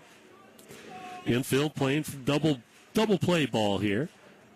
The pitch, that was high and away. Almost got all the way to the backstop. Not that it would have mattered as everybody was moving up anyways. So the base is loaded for Mr. Deeb. Michael Deeb steps up to the plate. Michael tonight had a strikeout and then grounded to the first baseman, who decided to throw home to try and get Runge. But the ground ball it wasn't extremely slow. It was slow enough that the fast Colin Runge beat the throw home. And Deeb was on first base. He eventually came around to score in that inning. Here's the pitch to him. That one's just off the plate. No, he raised his right hand. He didn't really say anything, no plate umpire. Just raised the right hand straight up. So it's a strike there. Usually they'll say something. Maybe I just didn't hear it. 0-1 the count, 1 out. Bases loaded for Michael Deeb. Here's the pitch. There's a ground ball towards first. It's bobbled by the first baseman. He's going to trot towards first and barely gets Deeb there. So Stroop bobbles it, does get the out at first. It'll be interesting to see what our stat man puts down for that, whether he's going to give him an error or not. Because I'm sure he was going to throw home and prevent the run from scoring at home. They probably would not have gotten Deeb at first on that, but there are 2 out now with runners at second and third, 1 run in. And at the plate, Chris Monroe. First pitch to Monroe is a little, excuse me, swing foul to the left side. Nick Emanuel says, hey, I'm coaching here. I'm not having to race after that. I'm just going to let it go by. So 0-1. Monroe was hit by a pitch and then had a single to right field, an RBI single in the third inning. Ended up getting to third before he got stranded there. 6-5 now the score with the Chukars in lead. Here's the pitch. Swing and a miss by Monroe. He was out in front of that one. Monroe now with 32 RBIs on the season with that early RBI. Hoping to make it at least 33, if not 34, with runners in scoring position at second and third. Daniel second, Malik at third. 2 out. Voyagers threatening again here in the bottom of the fourth inning. Here's the pitch. Inside. Monroe takes it all the way. 1-2.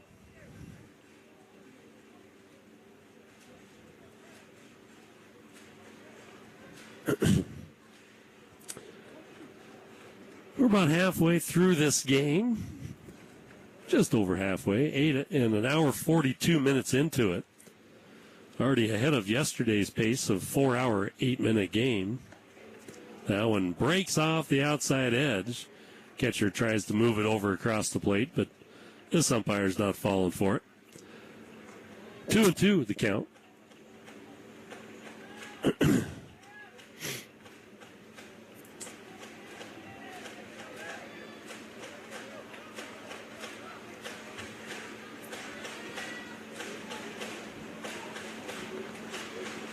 Rodriguez waiting for Monroe. Monroe waiting for Rodriguez. Now Rodriguez is set. Monroe is set. Here's the pitch. That one's fouled off to the right. We'll do it again here. 2-2 count, 2 out. Malik at third, trying to harass Rodriguez as much as he can. He's coming down the line almost halfway with the pitch. Has to be careful about a throw. Down to third is Reyes. is not too far off the line. He's about 10 feet, but he's about 20 feet behind the bag. Rodriguez's next pitch, inside for a ball. As West tried to move that one over the inside portion of the plate as well and hold it for the umpire. So a full count to Monroe. Monroe came in batting .294 today. He's 1 for 1 officially. Just needs a single somewhere, and he's got at least 1 run, if not 2. But that one's off the plate for ball 4. So bases loaded for Charlie Hesse. Hesse's got an opportunity to pick up another RBI or 2, as he got one in the 3rd inning on a single to left.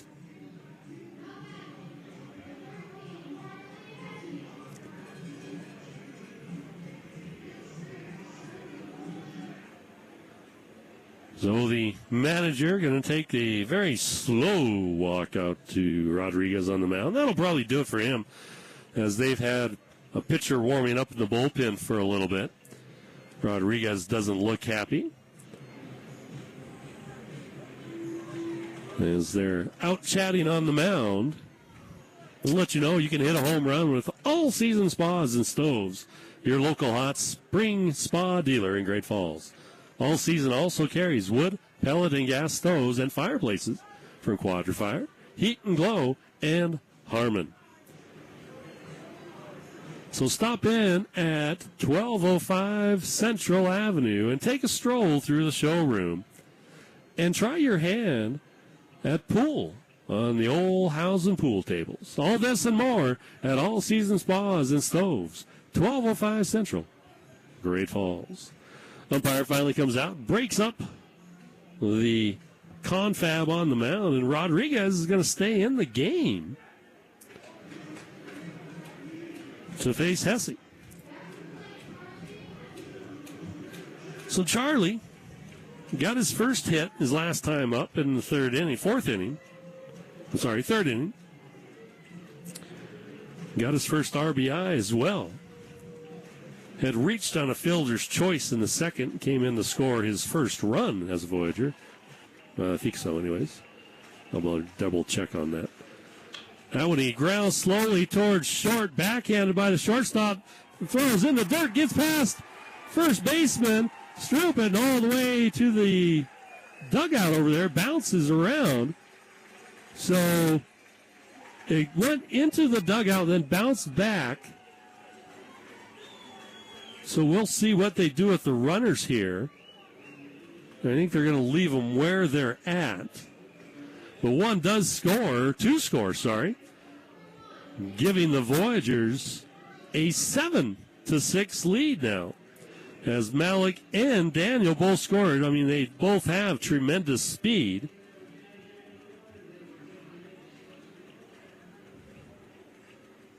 So that is going to be an E6 on that one.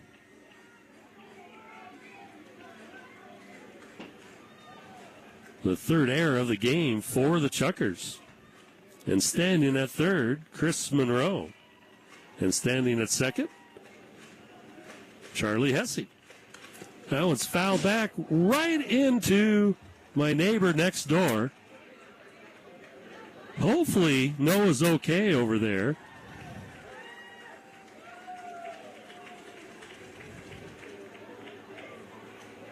Sounds like he's still talking on the radio, so good job, Noah.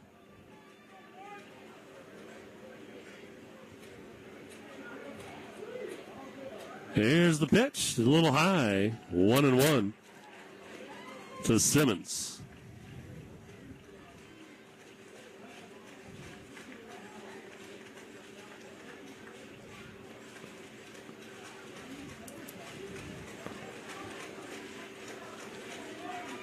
Rodriguez still on the mound. Here's a pitch. Change up just off the plate outside. 2-1 now the count on Simmons. Voyagers now with a 7-6 lead here. They took a 4-1 lead, gave up 5 runs in the top of the fourth, have scored 3 here in the bottom of the fourth to take back a 1-run lead with runners at second and third with 2 out. There's a ground ball to the right side. Foul ball. Makes it 2-2 now on Aaron Simmons. Simmons tonight so far struck out in the second and grounded out to third in the third. He is the 8th batter to bat here in this inning for the Voyagers. Rodriguez settles, looks in, and delivers. That one's high, ball 3. So a full count to Simmons. Will Olson on deck. Olson 1 for 2 tonight with a double to right center, an RBI double, and then a ground out to third. Rodriguez looking in, delivers the pitch, swing and a miss. Down goes Simmons for the strikeout and the third out. But the Voyagers do score 3 runs in the inning on just 1 hit. So the Voyagers take back the lead after 4. It's 7-6 Voyagers. We'll be back right after this. Welcome to Priority Clean LLC, your hometown resource for janitorial services. How comfortable would you be letting just anybody into your office, alone, at night?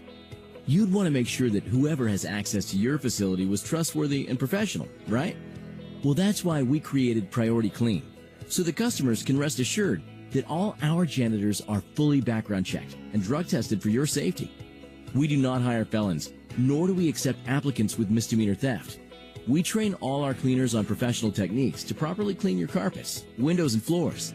It's more than just dumping trash at night for us. We disinfect all surfaces with the customer in mind. Your health is our concern, so please, take a moment to consider our janitorial service. Together, we can systematically improve the cleanliness of your facility. Priority Clean, bringing value back to the cleaning industry. Call Priority Clean today at 406-590-1987. Transform your life today at Great Falls College and go from having a job to having a career. Great Falls College has in-demand computer technology, business, trades, and health career programs. Sign up for classes now. We have online, distance, and face-to-face options. Launch your career today with Great Falls College at www.gfcmsu.edu or 406-268-3700.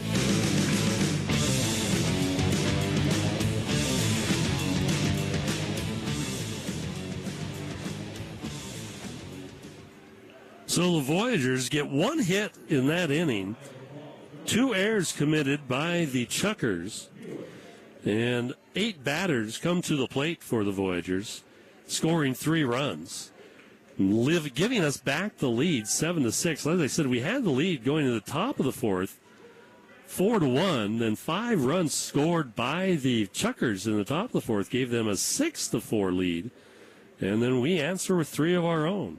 So Becerra on the mound. First pitch is a strike. 2. Who is that up there? Eric Callahan, I believe. No? That's Brendan Hewitt, sorry. Second one was a ball. Third one is a ball as well. So 2 balls, 1 strike to Hewitt to start off the 5th inning here.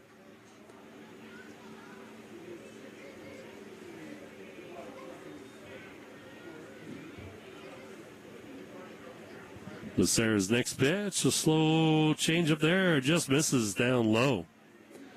3 balls, 1 strike to Brendan Hewitt. Hewitt came in batting .321, reached on an error in the 2nd inning, and then a single to right in the 4th. Eventually came around to score in that inning. There was a strike there, so full count to Brendan Hewitt to start off the top of the 5th inning.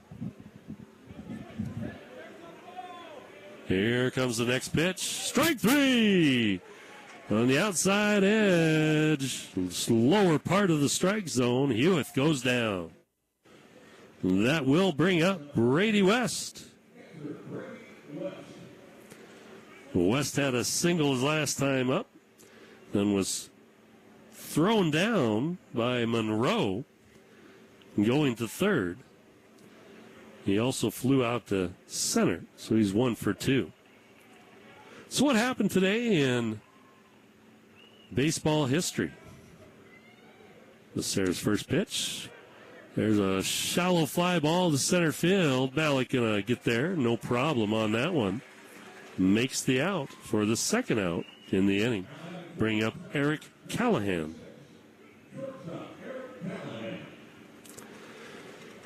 Well, 1905, normally don't go back this far, but Ty Cobb made his major league debut, doubling off a Detroit pitcher. Detroit lost or beat New York. The double is the first of his 4,189 hits, a record that finally was topped by Pete Rose in 1985. So 80 years, well, after he started anyways, there's a bunt pulled back for a ball on the outside by Callahan. Callahan tonight, a single and a strikeout, 1 for 2.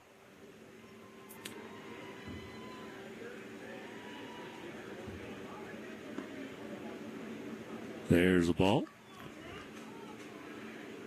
2-0.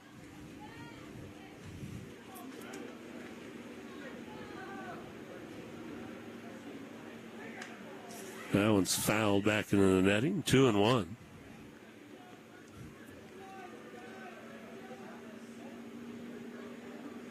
(1984), Jim Rice, who played for the Red Sox, grounded his 33rd double play of the season, broke the major league record set in 1954.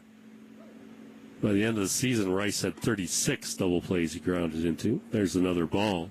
3 balls, 1 strike. Well, the count on Callahan with 1 out here. 2 out in the top of the 5th inning. 87. There's a pitch outside. Callahan hesitates because it was very close, and then make sure it wasn't called a strike before he took off to first. So Damani Thomas going to step up to the plate now after that walk. So I mentioned Kirby Puckett, one of the greats, Minnesota greats on Major League Baseball greats. He went 6 for 6 with 2 home runs as Minnesota beat Milwaukee. Tied the American League record for hits in a 9-inning game. Combined with yesterday's 4 for 5, 2-home run performance, Puckett had a major league record tying 10 hits in 2 games. Runner goes to second. Here's the throw down. Safe just in front of the tag. Very, very close play there as Callahan steals second base. That was extremely close, and Callahan slid in the outside of the bag, as you should, and reached out with that left hand, and you could see it. It touched before Runge put the tag on him. There's a ball. 1-1 the count. That was Callahan's 16th stolen base of the year. Time called at the plate by Nabani.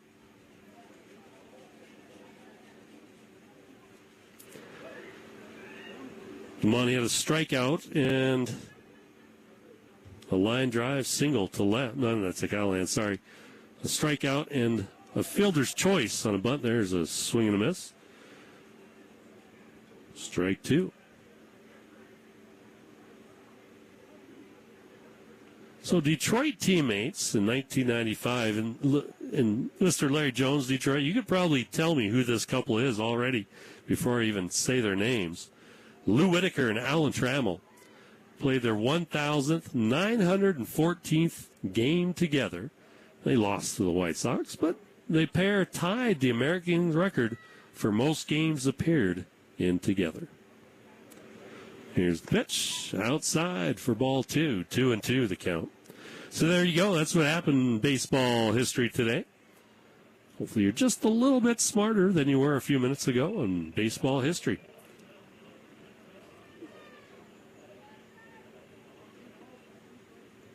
Here's the pitch. Swing and a miss. Down on strikes for the second time today goes Damani Thomas.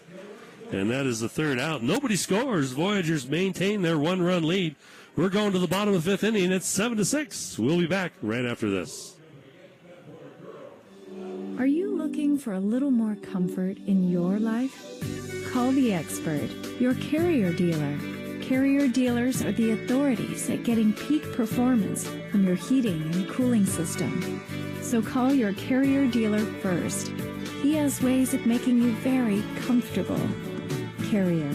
Turn to the experts. For over 30 years of commitment to Carrier, contact A.T. Clemens for a free estimate. 452-9541. The Met Sports Bar and Casino is helping you get through the week with Micro Mondays for $3.50. Talk about a great deal with $3 margaritas every Taco Tuesday. Get over the hump with Wine Down Wednesday with Chuck Fulcher and BOGO glasses of wine. Quench your thirst every Thursday with $12 micro pitchers. And don't forget happy hour daily from 4 to 7. And finally, get ready for another week with Caesar Saturday. $10 specialty Caesars all day. And bottomless mimosa only $10. And burgers and beer specials every Sunday. Need to get through the week? Take it inside the Heritage Inn and take it to the max. The Met Sports Bar and Casino is helping you get through the week with Micro Mondays for $3.50. Talk about a great deal with $3 margaritas every Taco Tuesday. Get over the hump with Wine Down Wednesday with Chuck Fulcher and BOGO glasses of wine. Quench your thirst every Thursday with $12 micro pitchers. And don't forget happy hour daily from 4 to 7. And finally, get ready for another week with Caesar Saturday. $10 specialty Caesars all day. And bottomless mimosa only $10. And burgers and beer specials every Sunday. Need to get through the week? Take it inside the Heritage Inn and take it to the max.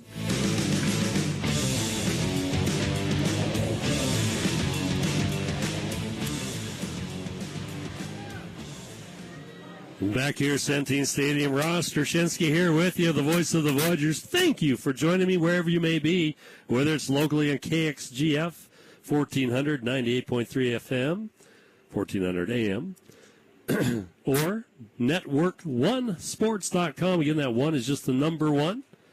Click on Montana for your state, and Voyagers, you'll find us. There ain't that many in Montana on there. Or if you just tuned into the video, and here I am magically. There's a pitch to Will Olson to start off the bottom of the fifth inning, outside, ball one. And surprisingly to me, Victor Rodriguez still on the mound for the Chukars. Voyagers with a 7-6 lead here in the bottom of the fifth. There's a strike called on the outside. 1-1 the count. Both teams in the fourth inning, one on a scoring spree, 5 for the Chukars, 3 for the Voyagers. 8 total runs in that inning. Took about 40 minutes to play it. So we're behind time once again. Hopefully we won't go until 11 o'clock like we did last night. There's a swing and a miss by Olson. Olson tonight, a double, RBI double in the second inning, and a ground out in the third. 1 for 2 today.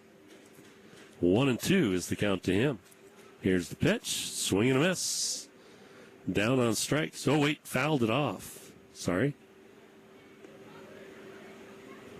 I didn't see it get through the catcher there and actually hit the umpire a little bit.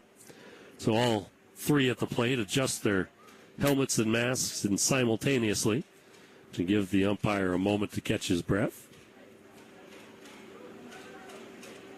Almost like that was choreographed. Here's the pitch outside for ball 2. Very close, but just missing.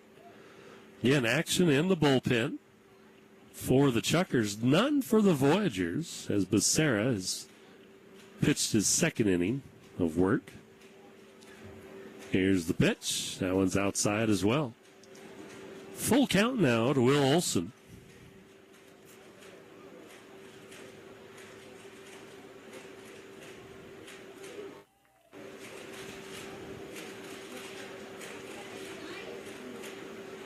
As Rodriguez pauses, here's the pitch, high and away, ball 4. The 12th walk on the season for Will Olson right there.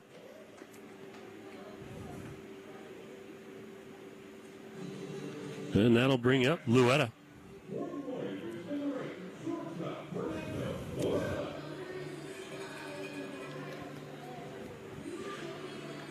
Ian Fernando had his first hit as a Voyager in the fourth inning. So congratulations, Fernando.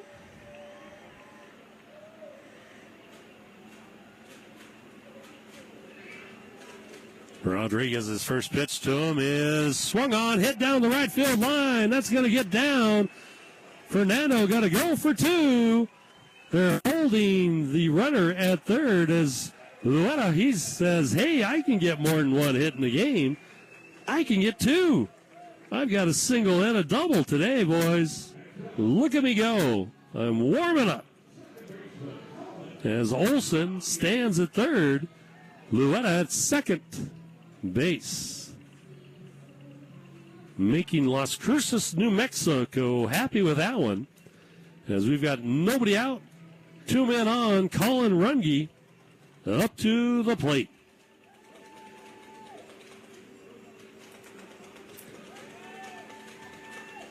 Colin grounded out, reached on an air, and flied out to right. Here's the pitch.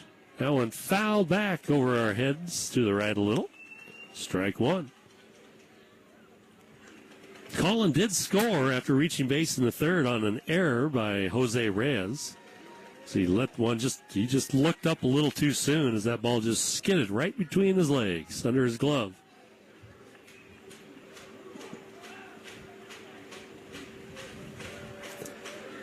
Rodriguez looking in, still looking in, taking a long time.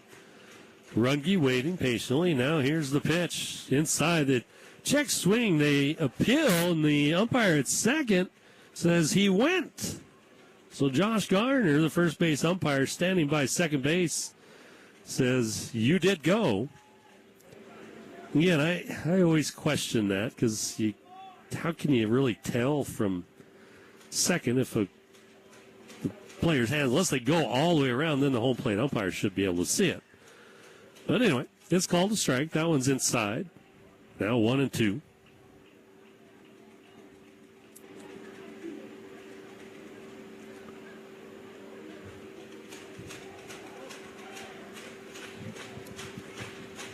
And that's the problem you run into when you only have 3 umpires, which, is not bad to just have 3, but it's the problem you run into when you have 3 is that one umpire, if there's been on, will rotate and makes it difficult to see if they've gone past that edge. Here's a broken bat towards third. Reyes chases the runner back to third, then throws the first in time to get Runge there. So Runge doing his best to add a little kindling to somebody's fire, to this winner, upcoming winner. So 1 out in the inning. And Reyes did a nice job on that one. It was not a hard hit ball. The runner at third, Will Olson, doesn't have the world's greatest speed, so he wasn't leading too far off the base and did not go with contact. He waited because he saw it coming towards third and knew Reyes was playing in, as is the whole infield at this time.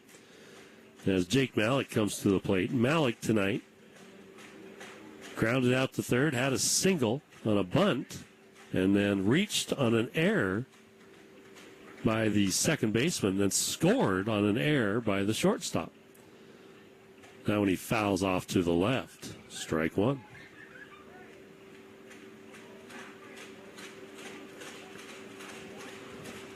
Well, beautiful Tuesday evening here at Centene Stadium. Wind has pretty much died down to nothing.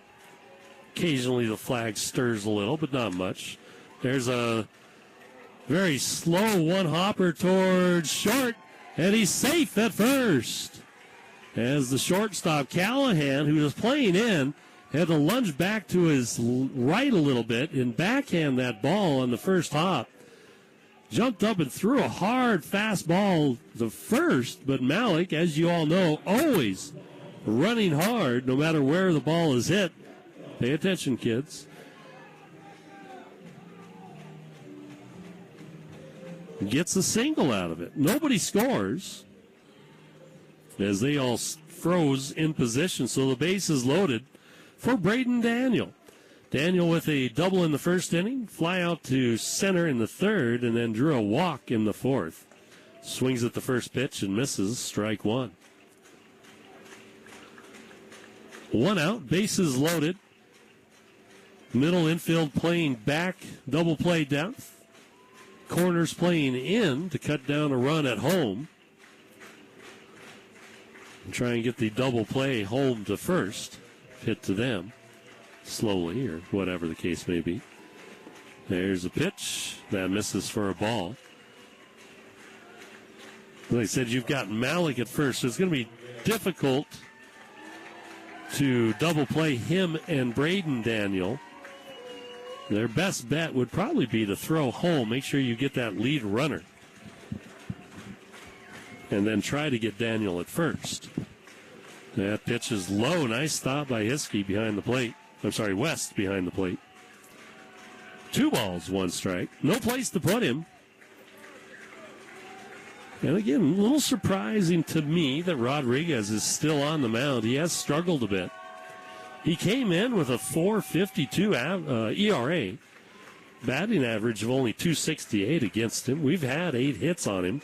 Scored 7 runs. Of course, a few of them are going to be unearned due to errors. Here's the pitch. Swing and a miss. And one on the inside edge there.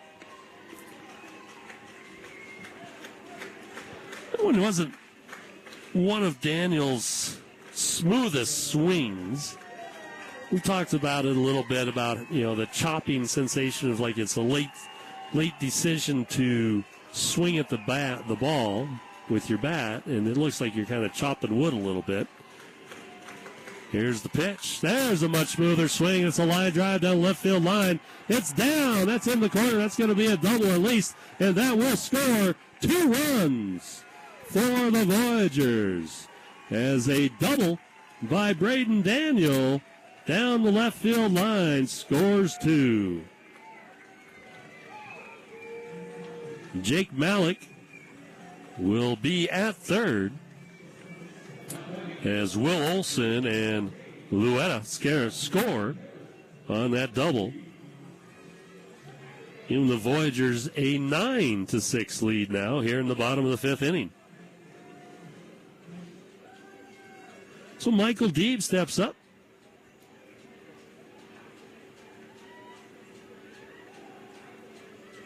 And that will do it for Rodriguez as he will exit the mound. And a new pitcher comes out of the bullpen.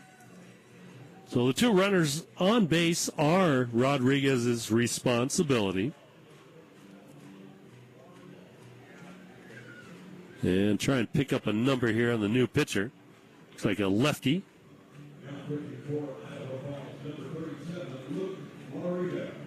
Luke Larita.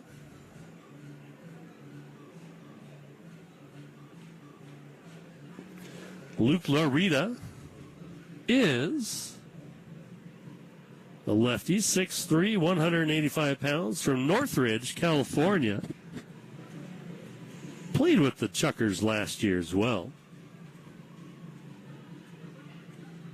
No, I'm sorry, take that back. He played with the Glacier Range Riders, was picked up in the 2022 midseason draft, was the number 7 pick overall by the Range Riders.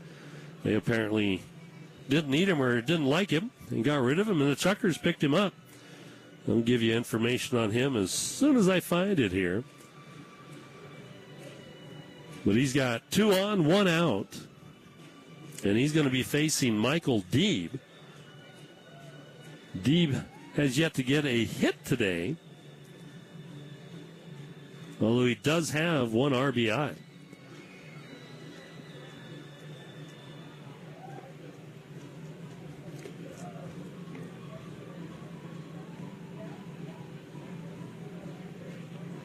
So we're only in the bottom of the 5th inning here.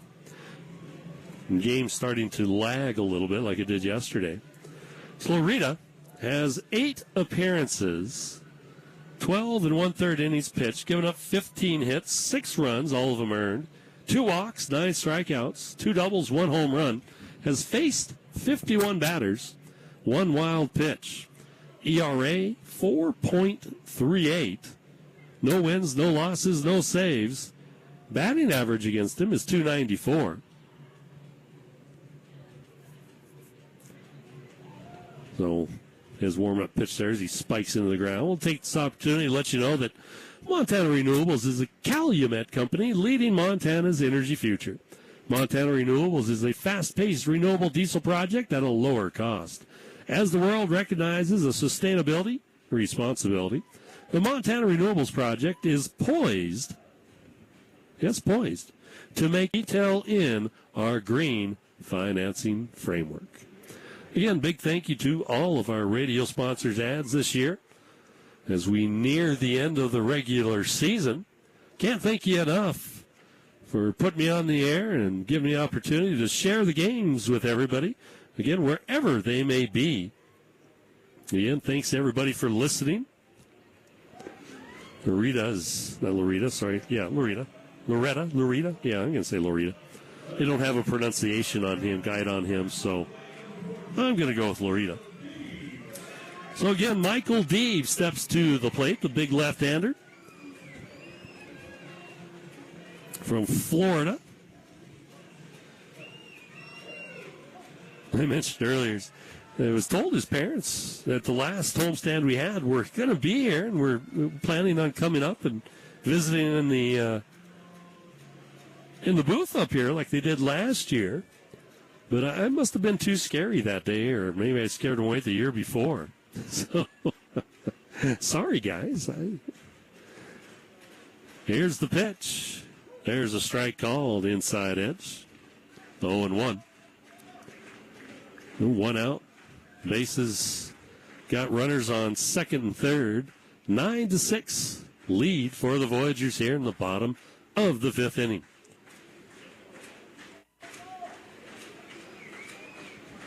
The big left-hander on the mound looks in, delivers, swing and a miss as Michael's out in front of that one a bit. 0-2.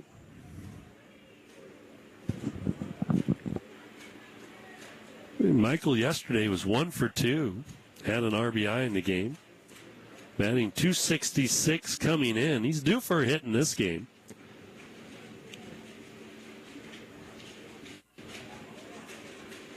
Here's the pitch. Swing and a miss. Down on strikes goes Deeb. Loretta comes right in and gets the strikeout. The second out in the inning brings up Chris Monroe. Monroe tonight was hit by a pitch in the second inning. A single to right in the third as an RBI single, and a base on balls in the fourth. So he's 1 for 1 officially. He's got 2 runners on. Another chance for him to pick up some more RBIs on the season. Takes the first pitch, line drive out to left field. That's going to get down. It goes, bounces off the left fielder all the way to the wall. That'll score 2 easily. And Monroe stands on second base. So I don't believe that's going to be an error because they put up an error there, yeah.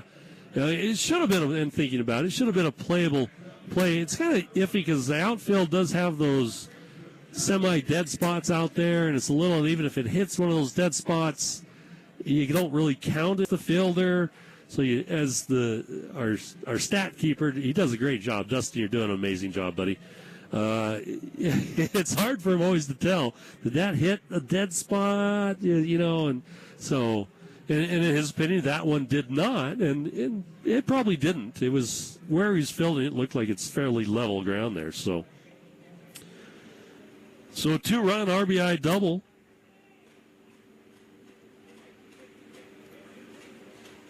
Swing and a miss by Charlie Hesse. It's now 11-6, the Voyagers lead.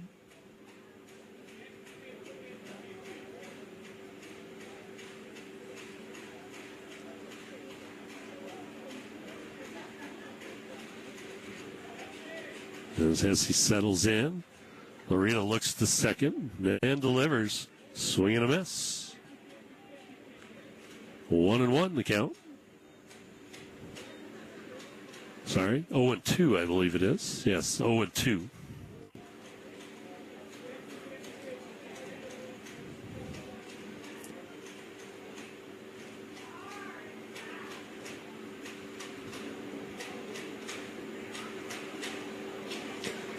as he waits for the pitch from Loretta. Looks the second and delivers. A little low for ball one. So it is 1-2 now.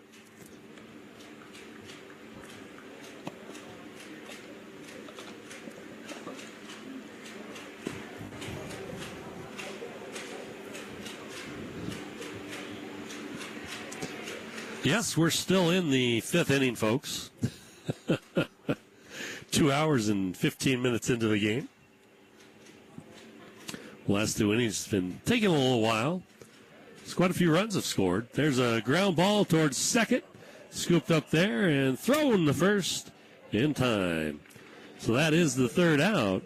But not before the Voyagers score 4 runs to widen their lead 11-6.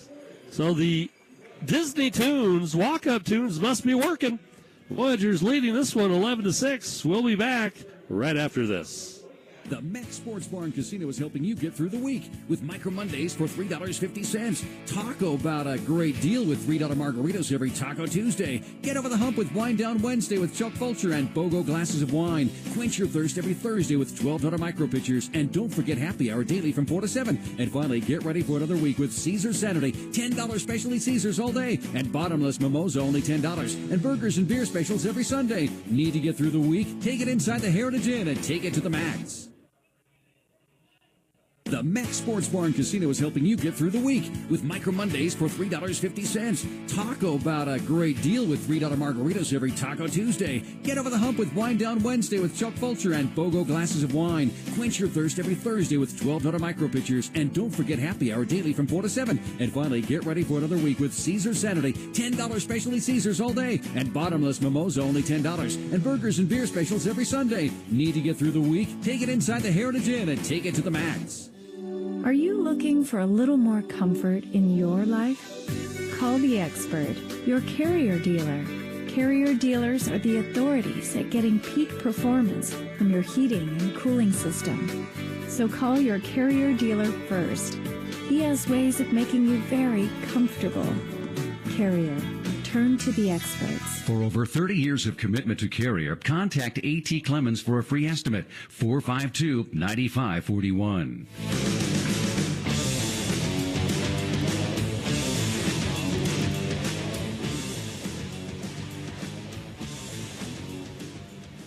Welcome back, Centene Stadium. Anthony Becerra still on the mound here in the top of the sixth inning. First batter he'll face is Steve Barmakian. He swings at the first one, fouls it off. Second pitch comes in. That one's off the plate. Make it 1-1. The count here in the top of the sixth inning as the Voyagers lead 11-6. As they scored 4 in that last inning there. That pitch comes in just a little low. They did that on 4 hits in that inning, making it 11 runs on 10 hits and 1 error for the Voyagers. Breaking ball misses off the plate.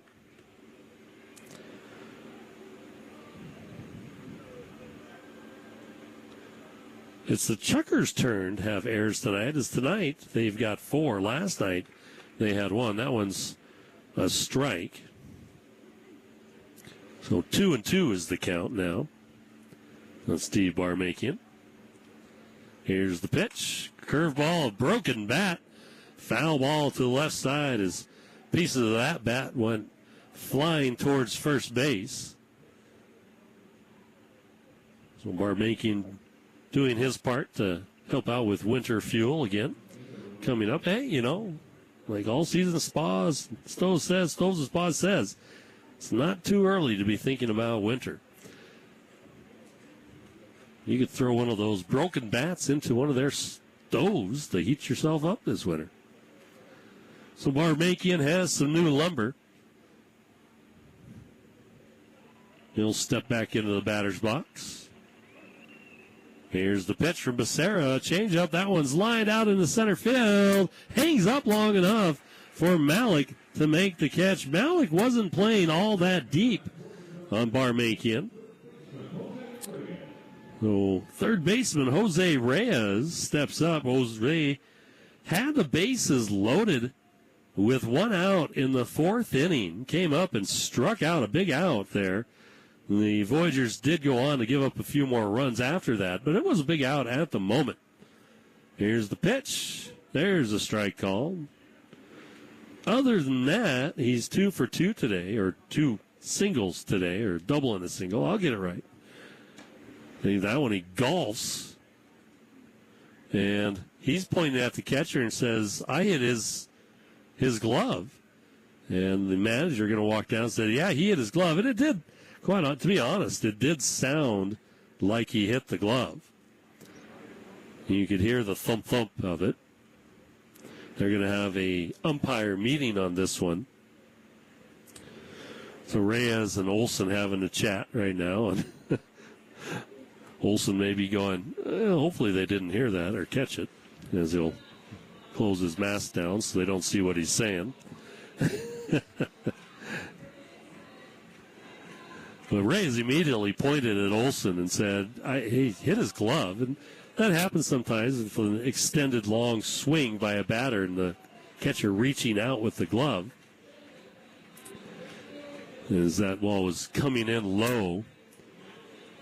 So Reyes and Olson still chatting, saying, okay, who's going to get it? Who's going to win this one? Rock, paper, scissors, buddy. Come on. I'll bet you $2. $2. Who's going to win? And they're still discussing this on the mound. We'll take this opportunity. Now they break it up and they say, yep, go to first. So Tommy Thompson's going to come out and have a chat. Say, explain this to me. So Reyes goes to first on catcher's interference there.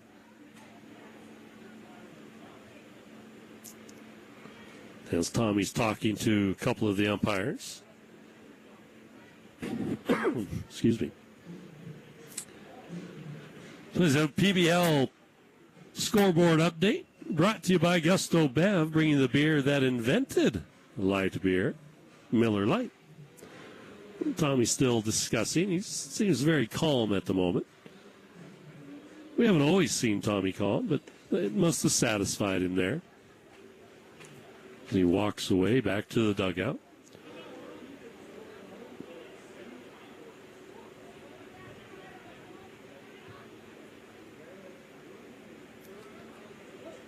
So stepping in is Dusty Shoop. First pitch to Shoop is fouled off to the right, strike one. Shoop tonight had a single to left in the first, flied out to left, and then a single to left. So a little surprised not to see Malik shading left field a little more. He's pretty much straight up out there in center field.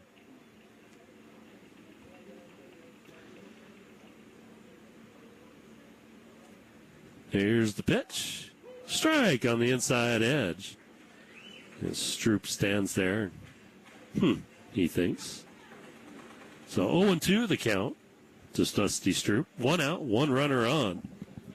And Reyes. So the Vibes and the Owls in a doubleheader today. The first one, 7 innings. Vibes crushed the Owls 13-2. Swing and a miss. Down on strikes goes Stroop. Swinging a high fastball there. So 2 out in the inning. Hunter Hiskey steps up. A fielder's choice, a single to the left, center, and a base on balls for Hiskey so far today. Bottom of the 7th inning, Raptors all over the Mustangs, 16-4. There's a strike.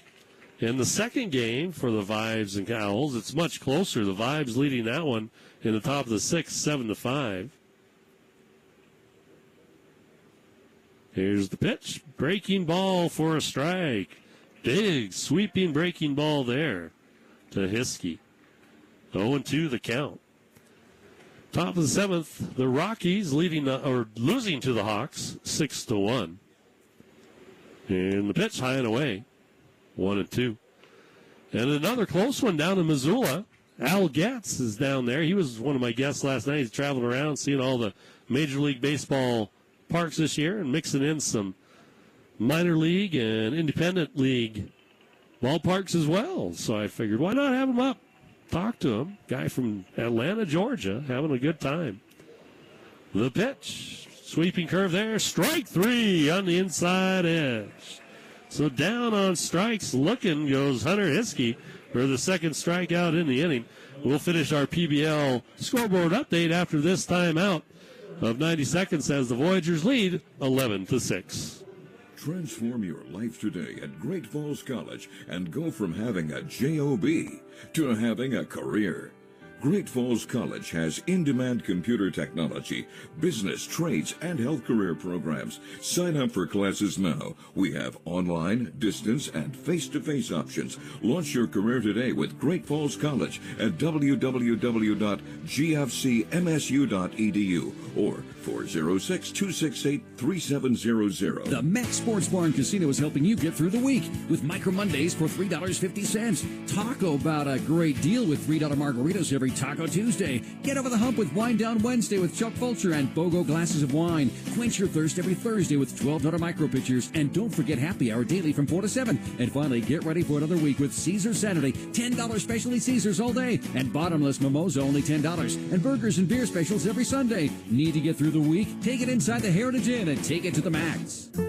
At Great Falls Clinic Hospital, we've created an extraordinary heart program. Our outstanding teams focus on patient safety and achieving good outcomes. Centrally located on one campus, we have what it takes for us to save and improve lives. In our cath lab, we provide innovative care for structural issues, blockages, and other concerns. Our expertise include open heart surgery, carotid artery surgery, vascular surgeries, and more. Do more for your heart. Choose Great Falls Clinic Hospital.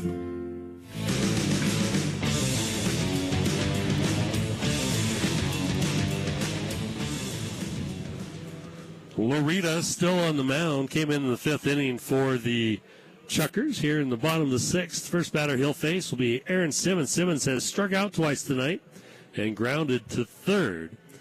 So as I said, top of the seventh inning, Boise Hawks beating the Grand Junction Rockies 6-5. Top of the seventh, Missoula and Glacier in another close game. Glacier's been playing very well the second half of the season, as well as Missoula. Missoula leads this one, top of the seventh, 4-3.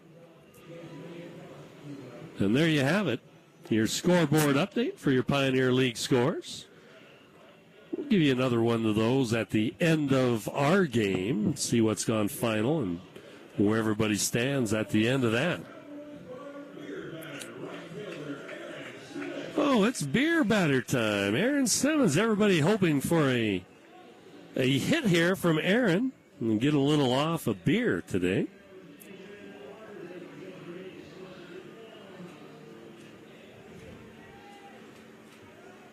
The 11-6 here, bottom of the sixth inning. Voyagers leading. Loretta's first pitch, swing and a miss by Aaron. Strike one. Voyagers got behind early in the first inning, 1-0. Came back with one in the second to tie it, and then three in the third to take a 4-1 lead. In the top of the fourth, the Chukars scored 5 to take a 6-4 lead. Here's the pitch. That one's fouled back just over my head. And then 5 runs put up by the Chukars in the top of the fourth to take a 6-4 lead. The Voyagers answer right back with 3 in the bottom of the fifth, take a 7-6 lead, and then 4 more in the bottom of the fifth inning. Sorry, bottom of the fourth with the 3 and bottom fifth with 4 to take it 11-6. So hoping for a few more runs here and just put this one out of reach. There's a changeup missing outside. 1 ball, 2 strikes now to Aaron Simmons.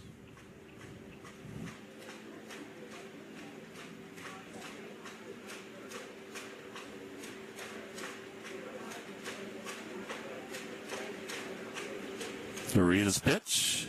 Inside, almost hitting Aaron. He had to back off really quickly there. He's starting to lean in a little bit and then goes, oh, that's coming at my head. 2-2 the count.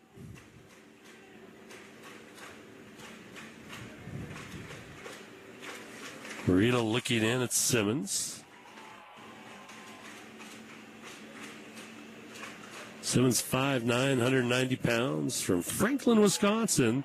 There's a base hit out to right field. Gets past the first baseman, Dusty Stroop. So leadoff single. And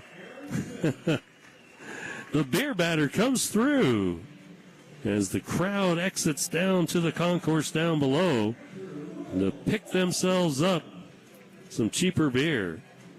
A big shout out to our concessions crew and everybody working down there. I always, like I say, go and get something to eat before the game, eat and drink, and always friendly and quick service. And they got help from Malmstrom Air Force Base a lot of nights, and tonight's one of those nights. And so thank you, Malmstrom, for helping out. Keep our concessions going. As Aaron Simmons runs the second, the throw a little late as nobody covered right away. And the catcher, West, had to pause before he could throw. So Simmons has himself a stolen base. It was a swing and a miss, so I'm thinking it was probably a hit and run, as that's his first stolen base of the season.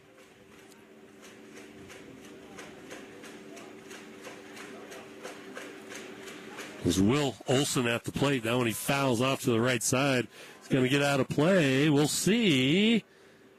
No, it doesn't. But it's missed by Stroop over there. He overran that one as well. Same thing that Monroe did earlier in the game with a foul ball over in that same area. There's a gust of wind coming off high somewhere up there and blowing that ball back in a little bit. There's people who think, well, it's just a pop-up ball. Why don't you just catch it? And it's kind of similar to those line drives, which I think are the hardest for outfielders to catch, or line drives, because those got top spin, back spin, knuckle balls, whatever. And it's kind of the same with pop-ups on the infield. That one hits the dirt, bounces past off West out towards the pitcher, Loretta, and Simmons takes advantage of the wild pitch to move to third. So still nobody out. 1 ball, 2 strikes to Will Olson. But those pop-ups, they've got a lot of spin to them as well. That's why they're a pop-up. They usually get under it and pop those up with a lot of backspin to them. And they're just up there moving all over the place.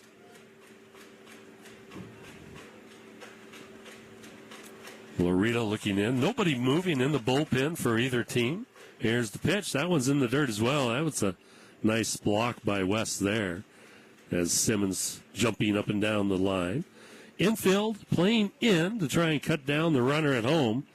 They're down. 5 runs are the Chukars. They don't want to go down by 6 or any more. That was a very good hitting Chukar team, so 5 runs is definitely not enough lead to take the foot off the gas pedal if you're a Voyager. You want to keep getting some more runs against this very good hitting team. Here's the pitch. That one's low as well. So a full count now on Will Olson. Olson tonight has a double, a ground out to third, and a base on balls. Came around to score in the 5th inning on that base on balls. And there was an RBI double in the second, driving in Hesse.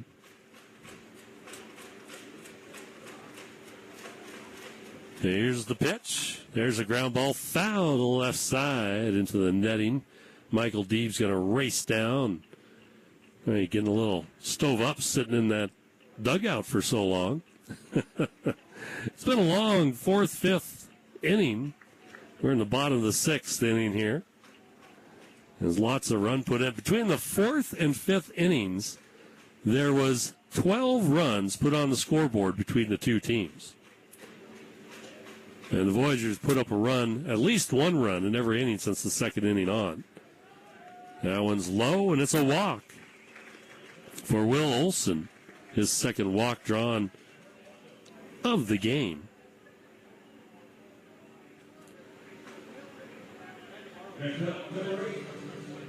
So they're going to have a pinch runner for Will Olson. Luetta is the batter. And the pinch runner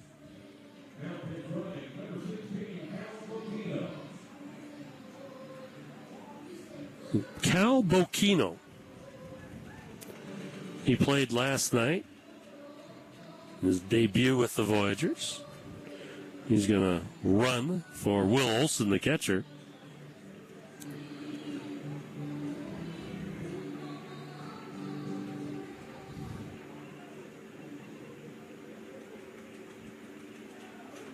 Now, Olson doesn't have to come out of the game. That's one of the rules in Pioneer Baseball League. You can have a pinch runner once in the game for a runner to just run for him. And they do not have to, your position player does not have to exit. There's a ball to Luetta.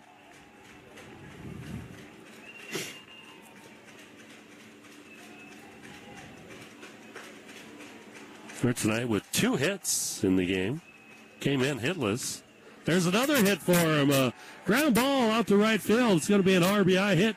And Bocchino going for third. Here's the throw. Head first dive. Safe. Very, very close play at third. Bocchino, he turned on the Jets.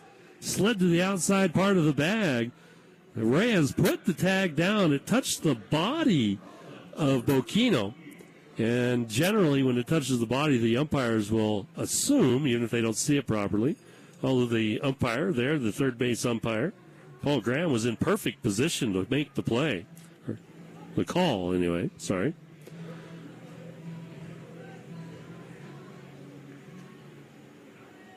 So an RBI single makes it 12-6, and Colin Runge at the plate. So Luetta breaking loose tonight, 3 for 3 in the game. And he's going to run to second. Here's the pitch. The throw to second. He slides in. Safe. The ball gets away from the shortstop, but not too far. Bocchino thought about going, then hesitated, and by that time, it was too late. So a stolen base for Luetta.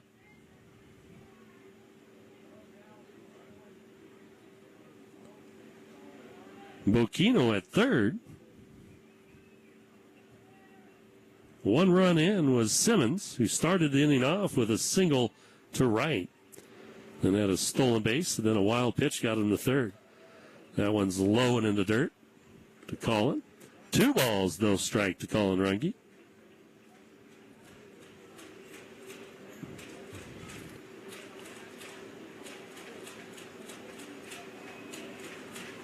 So that was the Ware's first stolen base as well.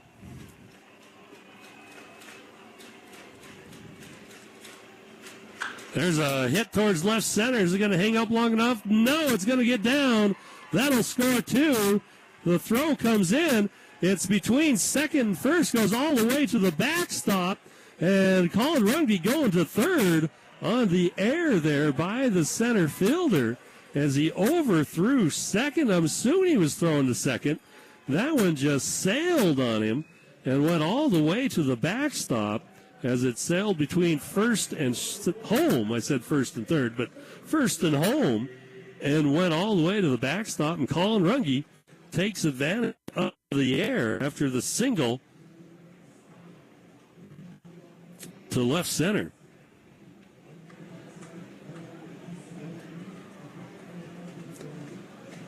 So both runs were going to score on that anyway, as they were going to throw to second there.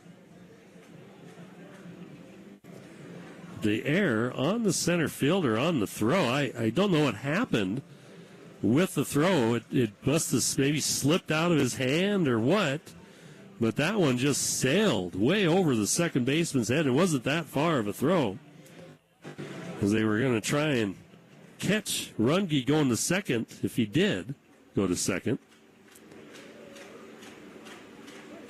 But Luetta was almost to third when that ball dropped, and the runner at third, Bocchino, was pausing at third, maybe if it was caught, to tag up. There's a little flare out to left field. That one's going to drop foul for a strike for Malik. So now 3 runs in this inning. Makes it 14-6. The Voyagers' bats have come alive.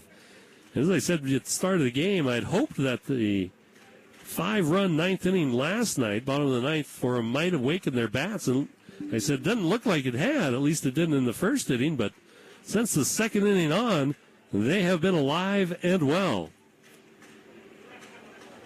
Malik standing in. 2 for 3 tonight officially. Has reached on an error as well. That one fouled off right into the stands on the left side. And somebody must have made a nice catch there.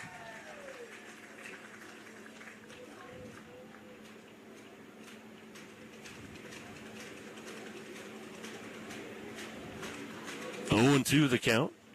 Still nobody out in the inning for the Voyagers. See some throwing in the bullpen now for the Chukars. Marita's pitch outside for a ball. 1-2.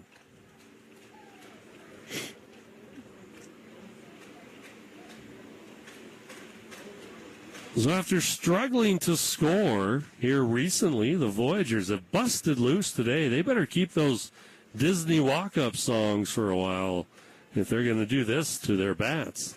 And they're fielding. They've had 2 errors in the game now. There's a foul ball. Trying to think of where the second error was for the Voyagers. I know they had 1. I do not know where their second one was.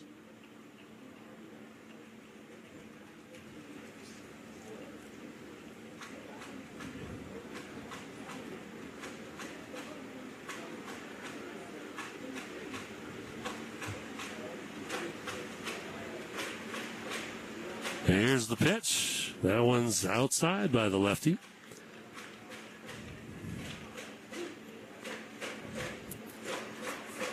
Two and two the count.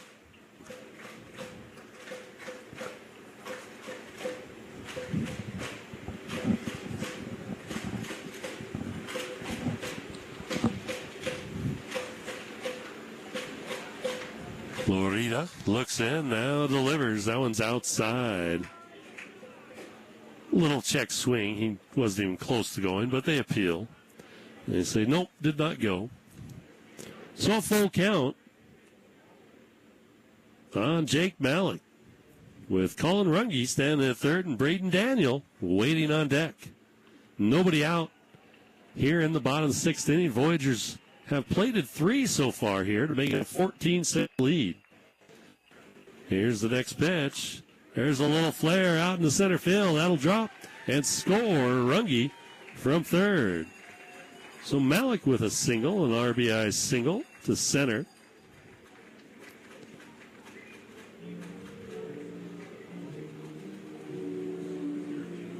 Braden Daniel.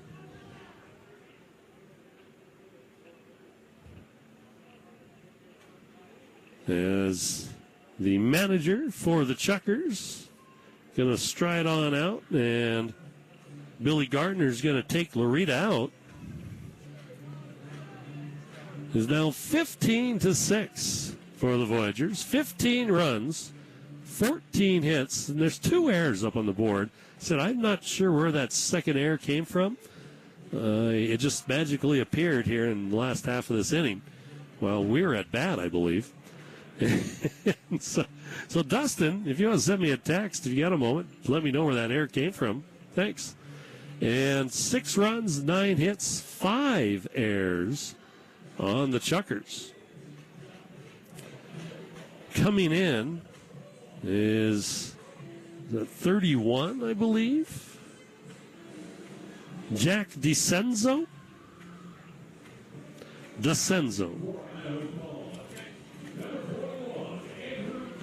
No, that's a 21, Ross. Okay. Andrew Cartier.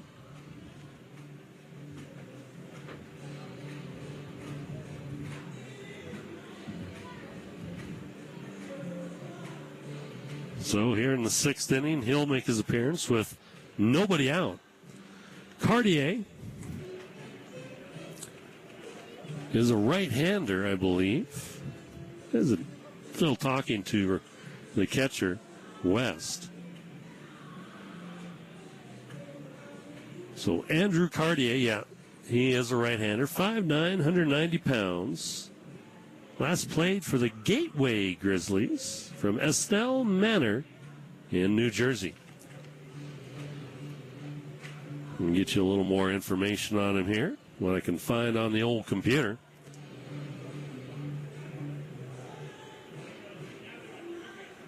He has appeared in 19 games, has an ERA of 6.67, pitched 27 innings, given up 35 hits, 25 runs allowed, 20 of them earned, walked 15 and struck out 21, so not a great ratio there.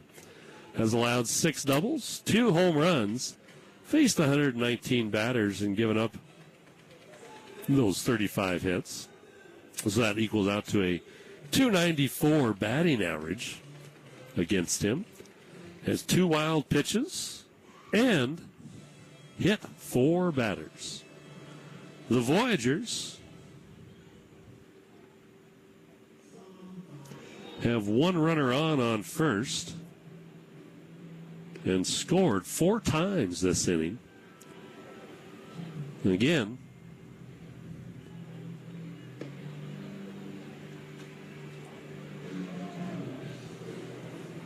all right, so Dustin just sent me a text. Matt, thank you. Matt, when our intern left to go back to Syracuse, but he's still kind of running the show, if you will, behind the scenes back there in New York. So Matt sent Dustin a text and said, check and see if I got the second error on us marked for the catcher's interference. So that's a new one. I did not know that catcher's interference counted as an error. So, hey, I did not know that. So, learn something new, folks, all the time. So, thank you, Matt, for letting us know that. So that happened in the top of the 6th inning.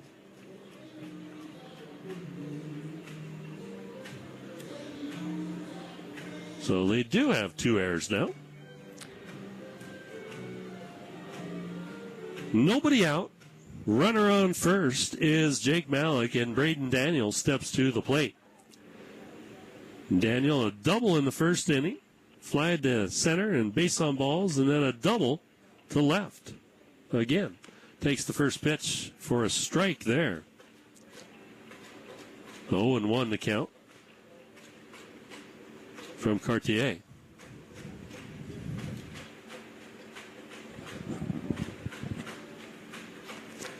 Cartier, right-hander, peers in, swing and a miss. Actually, just a tick ball there, sorry. 0-2 the count now on Braden Daniel. Daniel's going to take a walk, clear his mind, and that one might have went off his foot even. So he keeps moving it a little bit. He's either pawing at the dirt like a racehorse ready to go, or it hit him on the foot. I'm going to guess that it's hit him on the foot. 0-2 the count. Here comes the next pitch. Strike 3 called on the outside edge. So Braden Daniels rung up for the first out here in the bottom of the 6th inning. As the 7th batter in the inning comes up, Michael D. Michael has struck out swinging twice tonight and reached on a ground ball to first on a fielder's choice, an RBI there for him. Prince Aladdin is his walk-up theme tonight.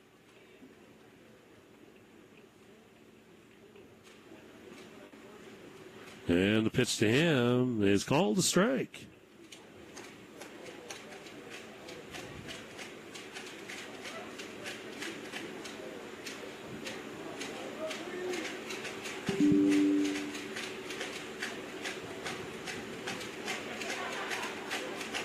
And the second pitch is called a strike as well on the outside edge. So 0-2 here to Deeb.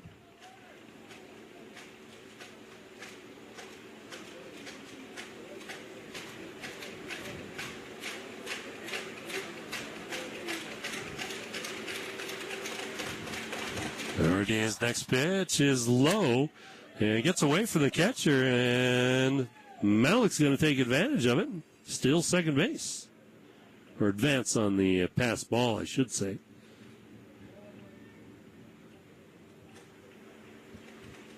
The 1-2 now on Michael Deep.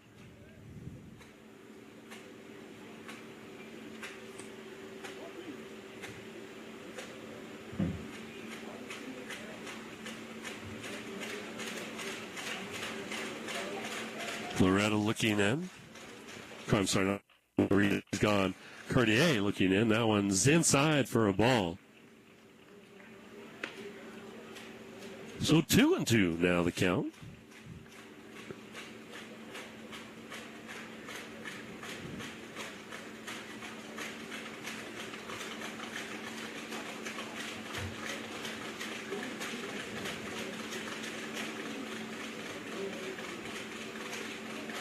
And the pitch.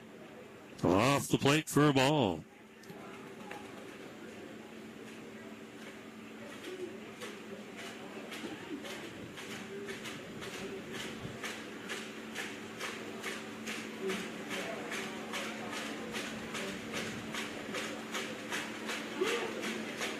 Cartier looking in. Runner at second. One out. Michael Deeb at the plate.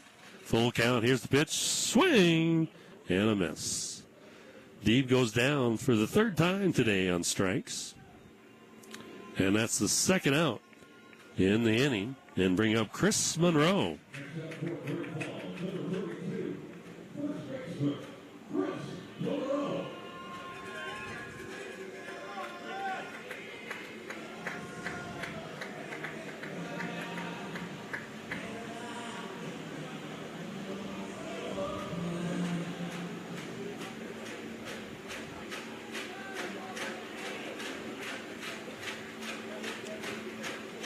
So Monroe was hit by a pitch today. Here's the first pitch to him. That one's a ground ball. Reyes goes down, throws the first in time. Nice stop there by Reyes on a backhand going down to the ground to get the out at first on Monroe for the third out of the inning. But 4 runs score for the Voyagers, making it 15-6 after 6 innings. We'll be back in 90 seconds.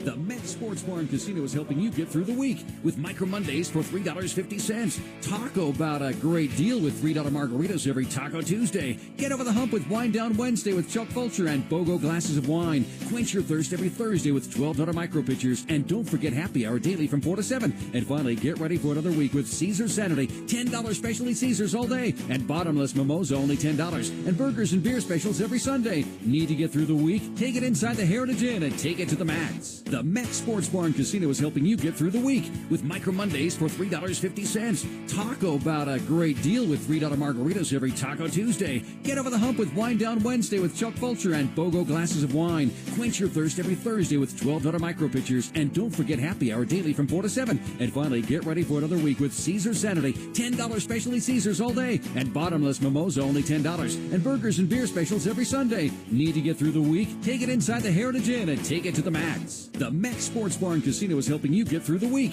with Micro Mondays for $3.50. Talk about a great deal with $3 margaritas every Taco Tuesday. Get over the hump with Wine Down Wednesday with Chuck Fulcher and BOGO glasses of wine. Quench your thirst every Thursday with $12 micro pitchers. And don't forget happy hour daily from 4 to 7. And finally, get ready for another week with Caesar Saturday. $10 specialty Caesars all day. And bottomless mimosa only $10. And burgers and beer specials every Sunday. Need to get through the week? Take it inside the Heritage Inn and take it to the max.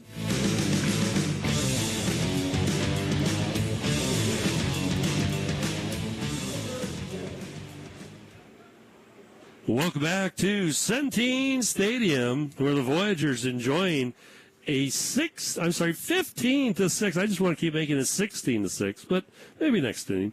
15-6 lead after 6 innings.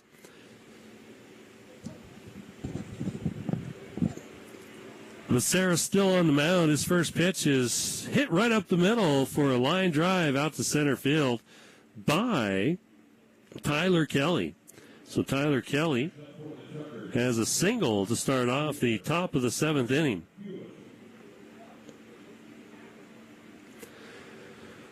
So I did a little research here. catcher's interference. The catcher is charged with an error. However, the batter is not considered to have reached on an error and is not charged with a time at bat. So it's like a walk, basically. There's another line drive right at the shortstop as Fernando grabs it and a soft liner right at him. And Kelly did not stray too far from first on that one. So one out in the inning and one on as Brady West comes to the plate.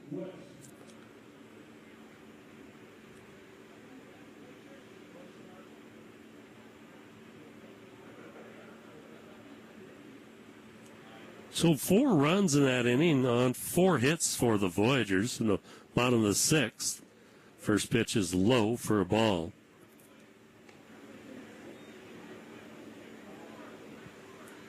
So now 15 runs on 14 hits and 2 errors for the Voyagers. Here's the next pitch. That one's outside for ball 2. 2-0 the count. No movement in the, well, as I say that, somebody gets up and starts to stretch in the Voyager bullpen. None in the Chukars bullpen. Here's the pitch. That one's outside as well. 3-0. So Becerra, who came in the 4th inning, is now in his 3rd inning here of work.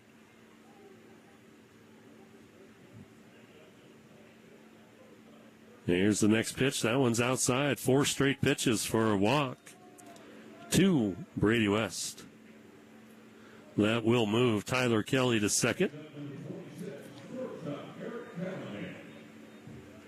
As I said, this is a good Chukar offensive team. And while we have a 9-run lead, there are still 3 innings for the Chukars to do some damage. And they are capable of doing it. We saw them put up 7 runs the other night in 1 inning. So they are capable. We can't take them easy here on them. As I said, now somebody's throwing in the Voyager bullpen. That one's inside. Almost hits Callahan. Ball 1. Becerra is the player coach, so yeah, I always wonder, if he wants to visit with himself, does he have to stroll off the mound and consider it a coach's visit as he's pitching? That one's low.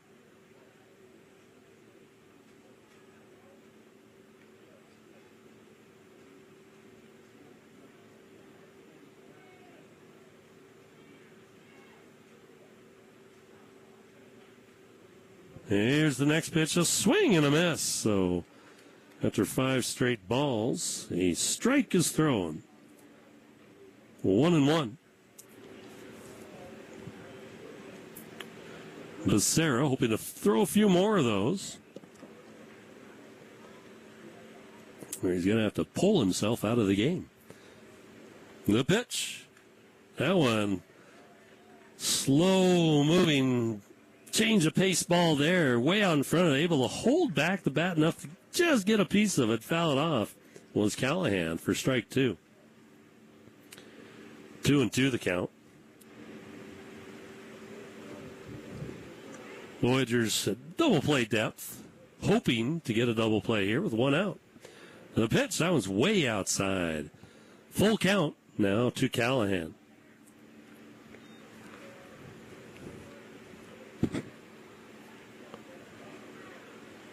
So the game is just past 3 hours long. It's going to cut into Tommy Thompson's Merman time, he's a man. Merman time at the Sip and Dip tonight to raise some money. There's a swing and a miss. Down on strikes goes Callahan.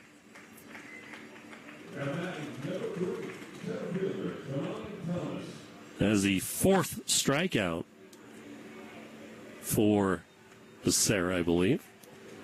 2 out in the inning now. Monty Thomas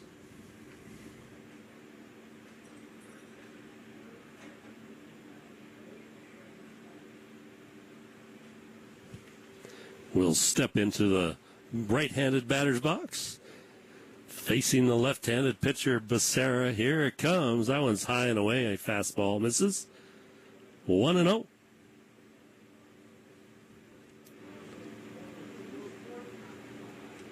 Here in the top of the 7th inning. That one is high as well. 2-0.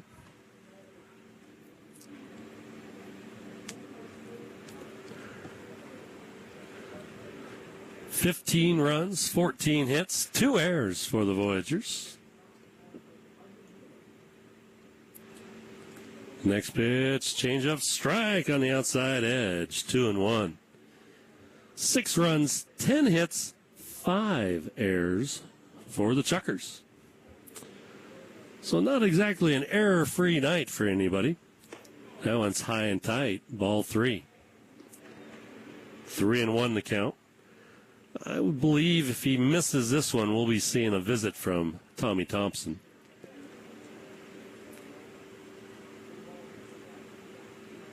Here's the pitch. That one's way outside. Becerra scuffs at the dirt. And sure enough, here comes Tommy.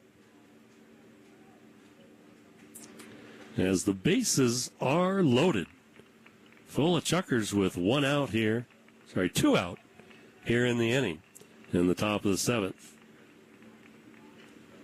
So Becerra will leave after pitching well. He came in the 4th, as I said, and pitched 2 scoreless innings in the 5th and 6th. And I believe that's Brad Demko coming in.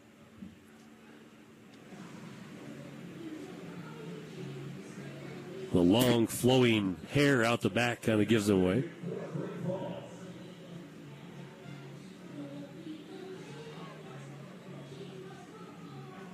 Oh, it might be. Yeah, that is Brad, sorry. Brad Demko. 6'2", 180. Went to the University of Oklahoma from Austin, Texas. He'll warm up here. He's got 2 out and the bases loaded here in the top of the 7th inning.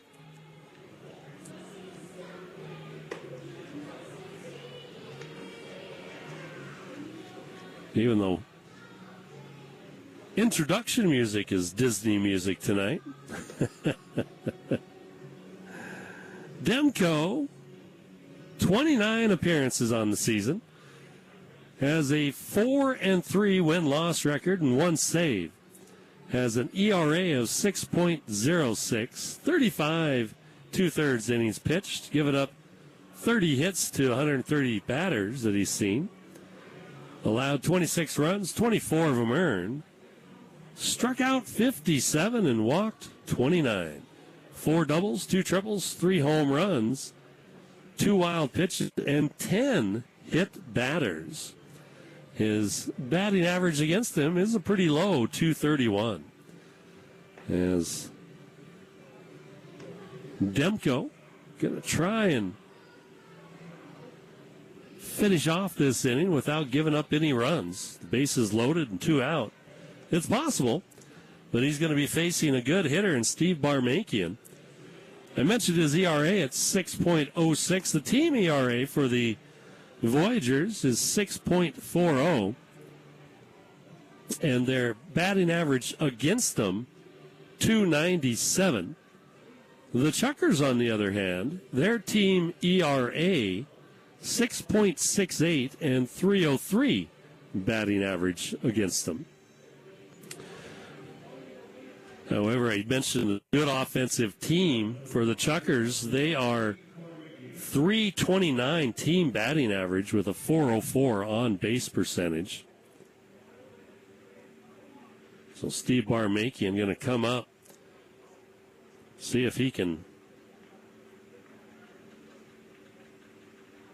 get a hit and drive in a few runs.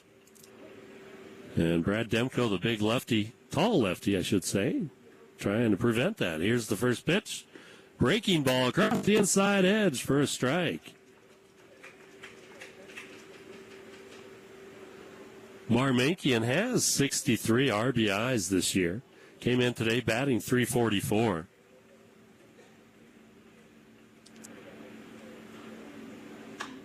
There's a fly ball towards left, going to go foul and out of play. Braden Daniel runs into the barrier, and a small kid says, I got a ball, I've got a ball. Now he's standing wondering what he should do with it. Do I keep it? Sure, buddy, it's all yours.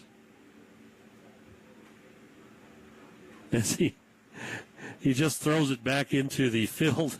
And one of the bullpen guys grabs it and throws it back to him. Says, you keep it. That's awesome. And Demko's next pitch. Swing. Check swing and a miss. And they'll just step on home plate there for the out. So Barmankian strikes out. 3 outs in an inning. Nobody scores. And Voyagers maintain a 15-6 lead going to the bottom of the 7th. We'll be back right after this. Are you looking for a little more comfort in your life? Call the expert, your Carrier dealer. Carrier dealers are the authorities at getting peak performance from your heating and cooling system. So call your Carrier dealer first. He has ways of making you very comfortable. Carrier. Turn to the experts. For over 30 years of commitment to Carrier, contact A.T. Clemens for a free estimate.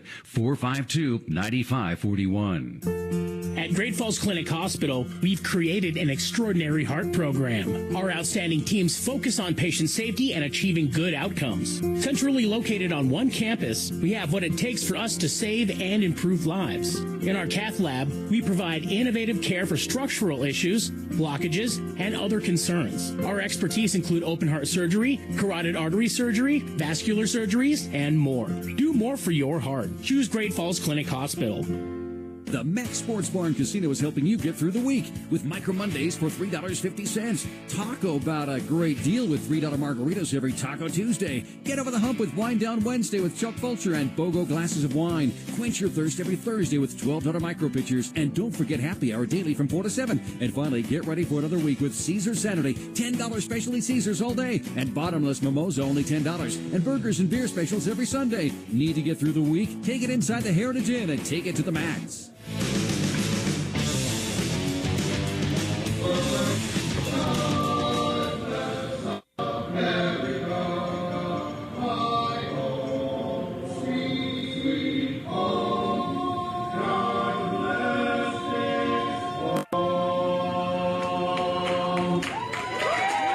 Yes.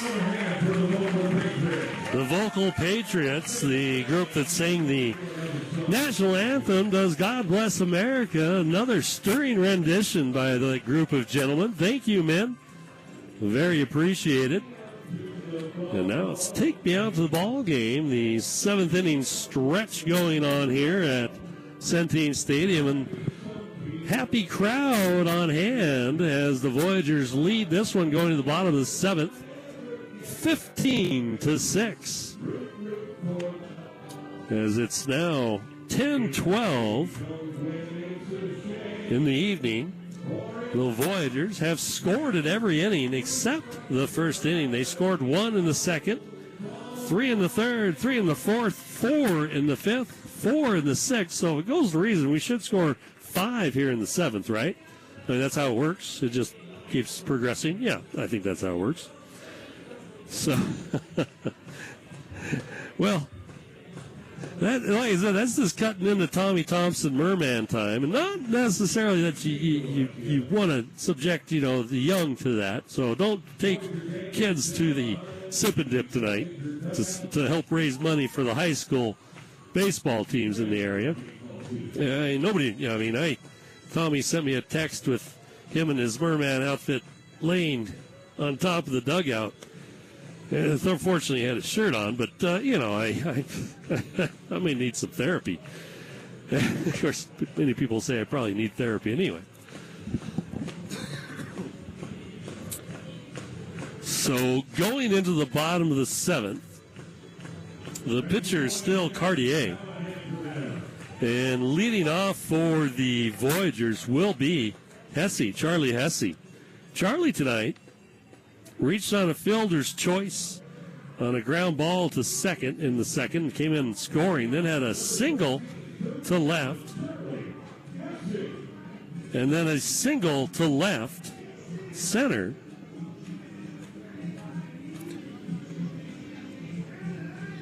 And then grounded out to second. So he's officially 2 for 3 tonight.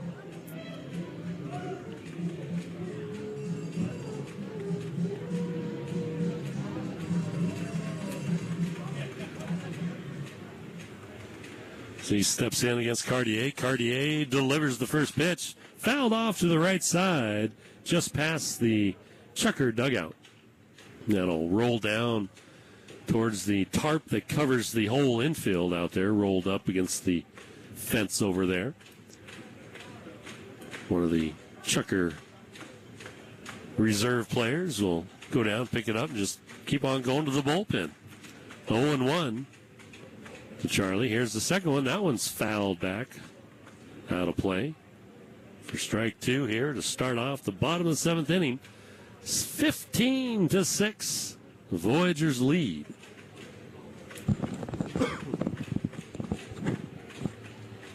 On deck, Aaron Simmons. Aaron started off the 4-run 6th with a single. And there's a single for Charlie out to center field. So he takes a big round around first. Showing great hustle there is Charlie.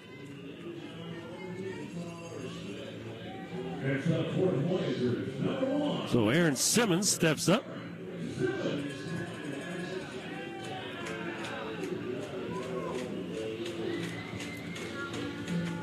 Well, he set a single to right to start off the 6th inning. Other than that, he's had 2 strikeouts and a ground out to third. So 1 for 4 in the night. Love to get another hit for him here.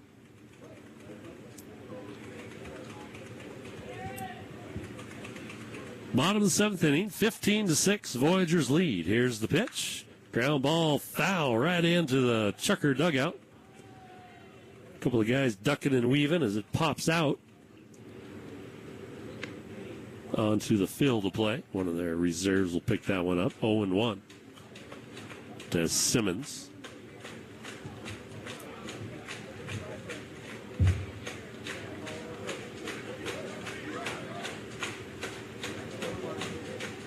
Nobody really holding on the runner at first. Charlie's got about a 10-foot lead there. And the pitch, that one's fouled straight back over my head here. 0-2.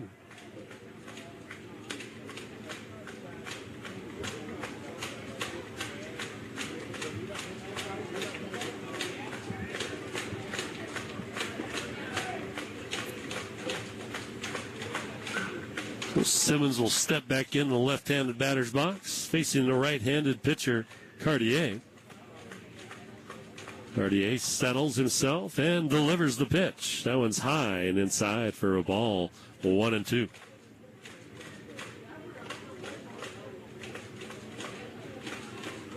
Left fielder playing deep.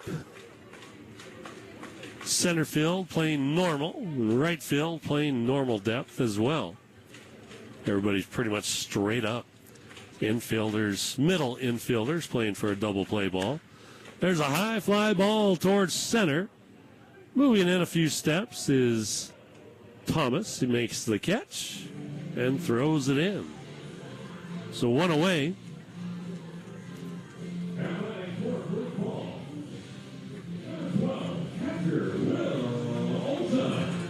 So Will Olson stepping up.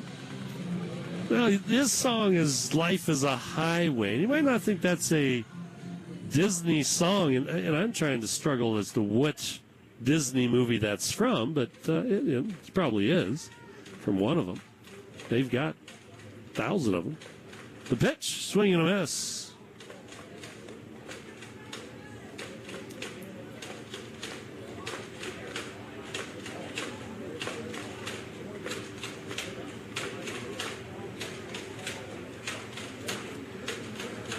So another long game here against Idaho Falls for the Voyagers.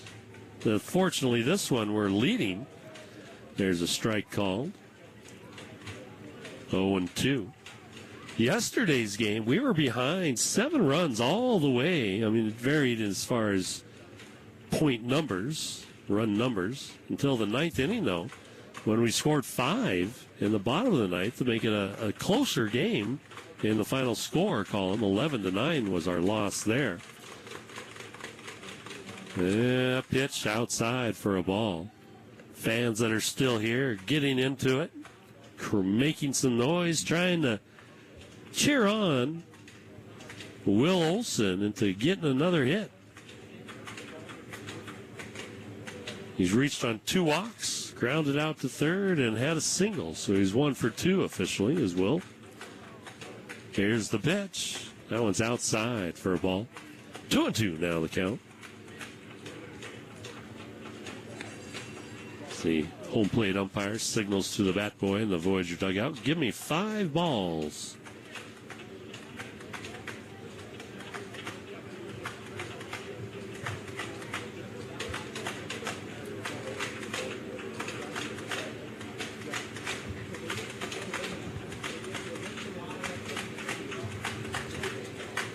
Here comes the pitch. There's a swing. There's a high fly ball towards right center. Drifting back, it could be trouble, and it is. It's off the wall. Thomas can't make the catch. The runner had to hold up to make sure Thomas wouldn't make the catch. As that one, about 400 feet there, hits the base of the wall as it cuts towards right center. And standing at third is Charlie Hesse, as he had to make sure that one wasn't going to be caught. As Will Olson has himself a double.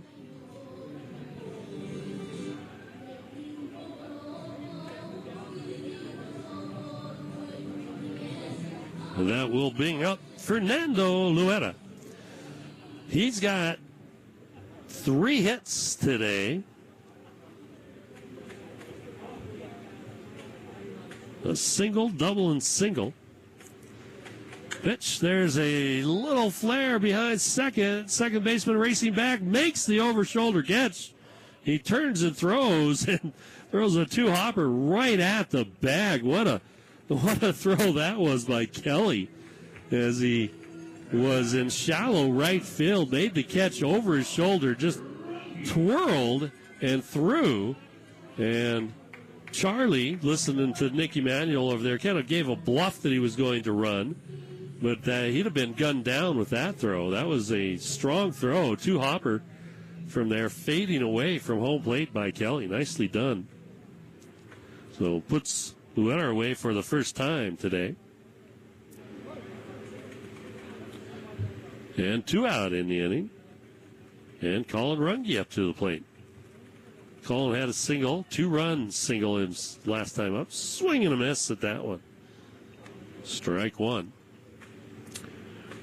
Earlier in the game, in the first inning, he grounded out to second, reached on an error in the 3rd inning, popped up to the right fielder, then grounded out to third base. So it's officially 1 for 4. Here comes the pitch. Misses for a ball. A little low and inside there. 1-1 to count on Colin. Colin has power. He's got 11 home runs. He did win the home run duel that we had in Glacier here just a few days ago. Swing and a miss.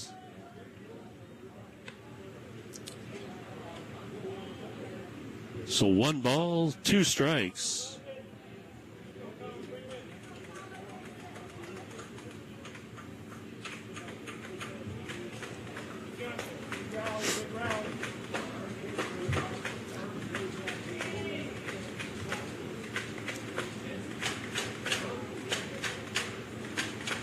So Cartier still peering in. He'll step off the rubber and stand up. And he'll step on the rubber and start looking again. Now he has what he wants. He stands up erect and delivers. Fastball just missing off the plate outside. 2-2 the count to Colin Runge. Collins played in 78 games for the Voyagers. .392 on-base percentage. Here's the pitch. That one's low. Ball 3. So a full count, 2 out. Runners at second and third. A runner at third, Charlie Hesse. And a runner at second, Will Olson. Will doing a little stretching out there at second in case he's got a run for home.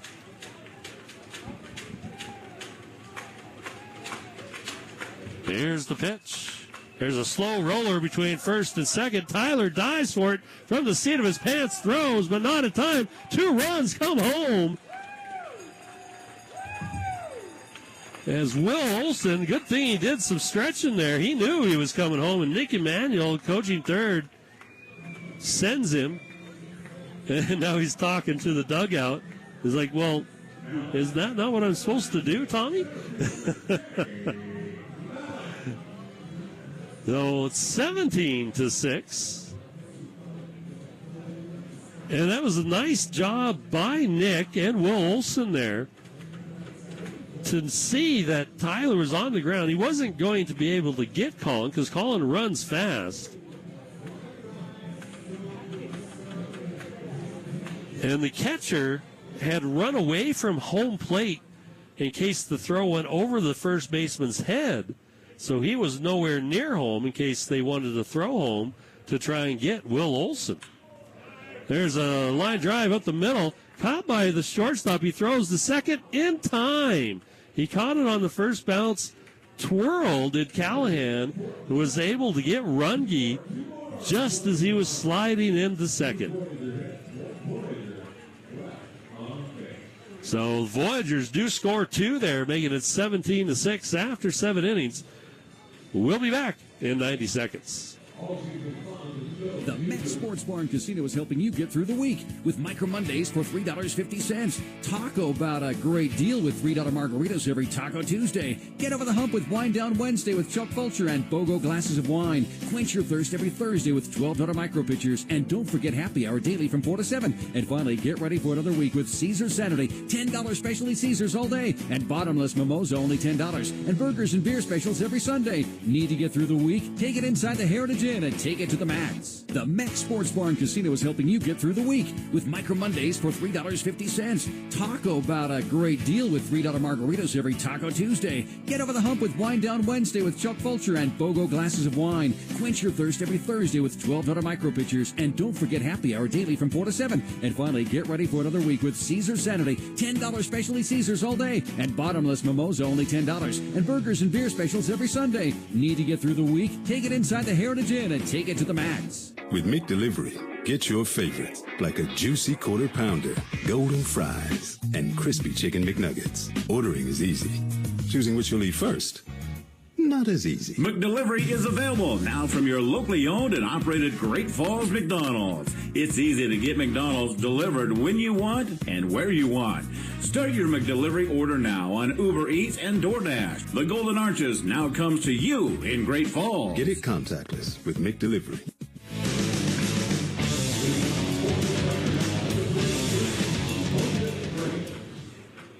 Welcome back to Centene Stadium. 17-6 here in top of the 8th inning. Voyagers leading big over the Idaho Falls Chukars. Coming to the plate will be Jose Reyes. He reached last time on catcher's interference. It is an error on the catcher, we've come to find out, but does not count as going to first on the error. So it's like a walk. It doesn't count as an at-bat for him. He swings at the first pitch from Demko, strike 1. So he's officially 2 for 3 today. He struck out and had a double and a single, has Reyes. The next pitch, swing and a miss at that one, too. So 0-2 to Reyes. He's had a good series so far. has only not reached base twice in 8 plate appearances, official plate appearances. Swings at that one, though, as it was way outside. That slider was right down the middle of the plate and then just slid all the way about 2 feet off the plate.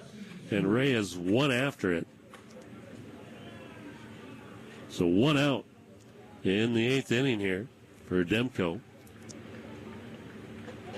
And he'll face Dusty Stroop.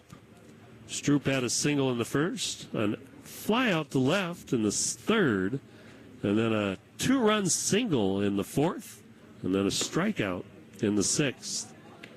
And there's a ball thrown to him on the first pitch by Demko.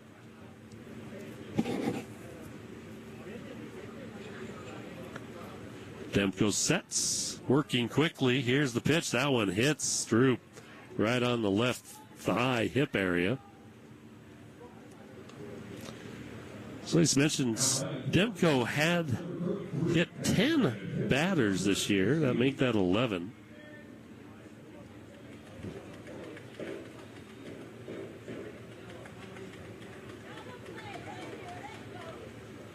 So Demko, I'm sorry, had hit 10. That's his 11th, yeah, that he's hit this season.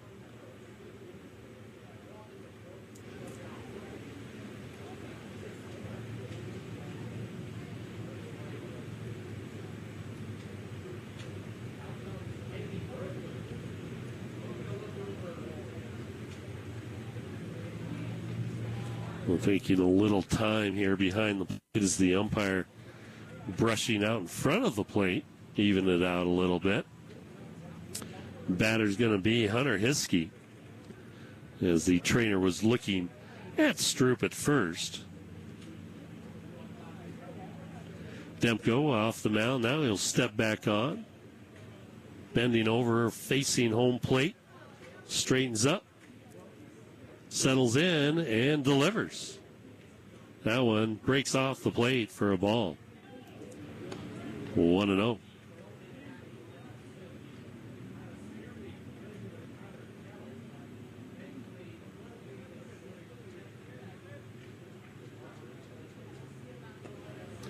There's a pitch. It's a ball as well.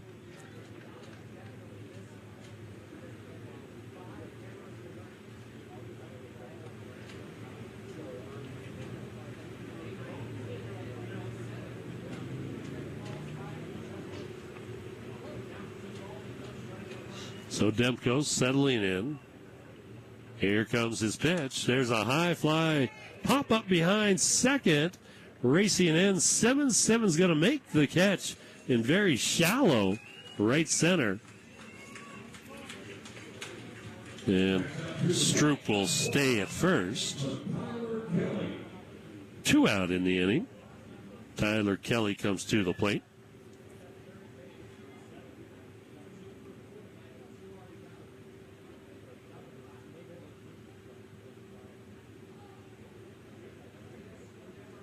So, who's ready for their joke of the game?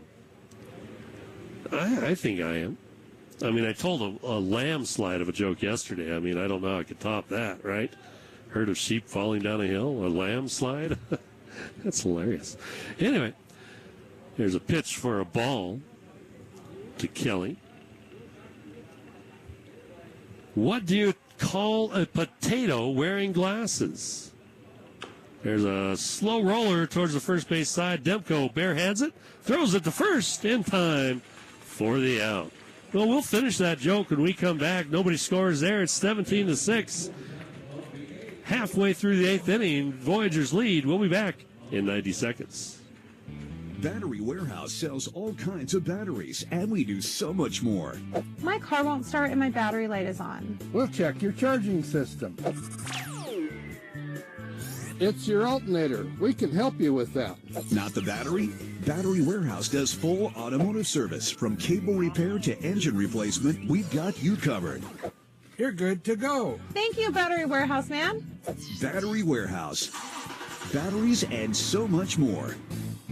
Battery Warehouse sells all kinds of batteries, and we do so much more. My car won't start and my battery light is on. We'll check your charging system. It's your alternator. We can help you with that. Not the battery? Battery Warehouse does full automotive service. From cable repair to engine replacement, we've got you covered. You're good to go. Thank you, Battery Warehouse Man. Battery Warehouse. Batteries and so much more. Are you looking for a little more comfort in your life? Call the expert, your Carrier dealer. Carrier dealers are the authorities at getting peak performance from your heating and cooling system. So call your Carrier dealer first. He has ways of making you very comfortable. Carrier, turn to the experts. For over 30 years of commitment to Carrier, contact A.T. Clemens for a free estimate. 452-9541.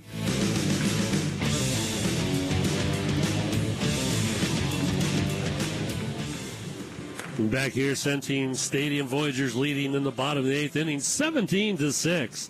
There is a new pitcher on the mound for the Chukars, but let's get to more important things at hand. The punchline for the joke of the game, right? I left you all in suspense there during that break. What do you call a potato that wears glasses? A spectator. Yeah, I know. You love it, don't you? I know you do. Yeah, I can hear the laughter rolling in from Black Eagle. Yes, yes, bring it on, bring it on. Yes, it's wonderful, I know. Everybody loves my joke of the game. Except for that guy and that guy and that one over there. Anyway, so the new pitcher, Nate Jenkins. Jenkins has appeared in 37 games for the Chukars. He is actually their main saver. He has 7 saves, obviously not a save appearance, but it's probably just due for some work. He'll face Braden Daniel to start off the bottom of the 8th inning. His ERA is 4.53. He's got a 5-1 win-loss record. 47 2/3 innings, 60 hits facing 205 batters, giving him a 293 batting average against. Braden Daniel in the batter's box. First pitch, fastball off the plate outside, ball 1.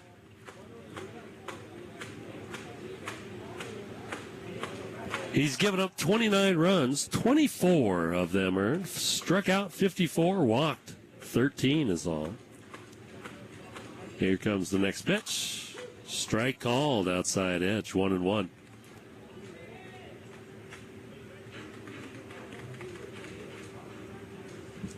He's allowed 12 doubles, 3 triples, and 6 home runs. 2 wild pitches and 2 hit batters. As he bends way over. That must be the new thing these days. You didn't used to see that too much. Now you see it all the time, it seems. Straightens up then, and that one's low for a ball.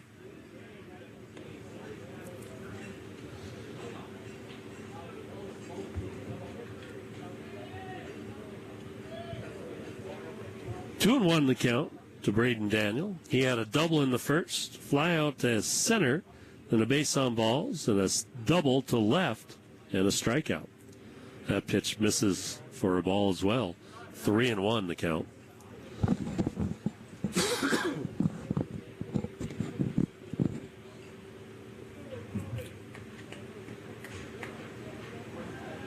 So again, the wind is non-existent. Beautiful night, lots of bugs in the air as usual. Swing and a miss at that one. That one is high and away, and Braden swung at that. Full count. He looks down at Nick Emanuel for any signs. Nick stands there and looks back at him.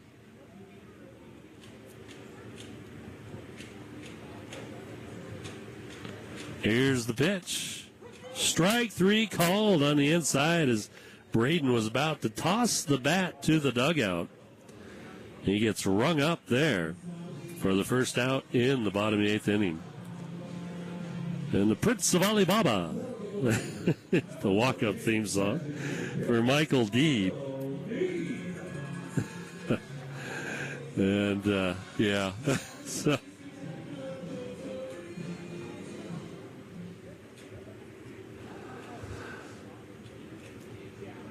Deeb tonight, 3 strikeouts and a fielder's choice reaching in the third. There's a pop-up behind third base. The shortstop going to run back, and left fielder will call him off. So Barmakian making the catch, and it's all said and done there for the second out.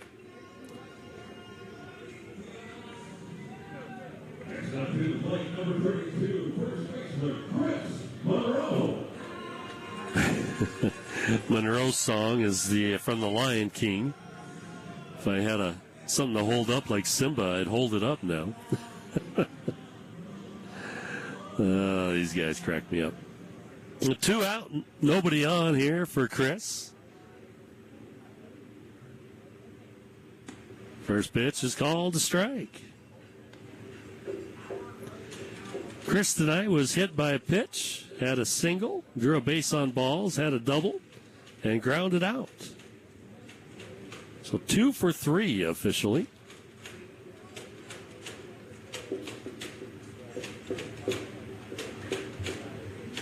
Here comes the next pitch. Swing and a miss. Big cut at that one. 0-2 the count.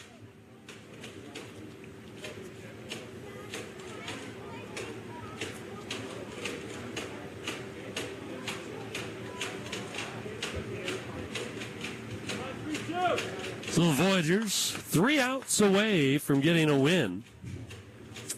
Swing and a miss, down on strikes goes Chris Monroe. So the Voyagers going to go into the top of the ninth. 3 outs needed, leading 17-6. We'll be back 90 seconds.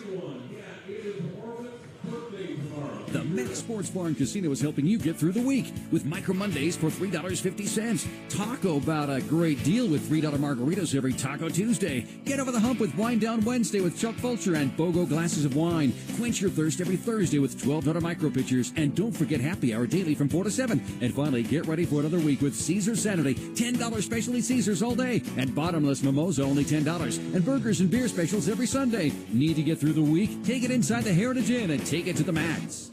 Fort Benton, where the West was born. With so much history to see, you're going to need a break.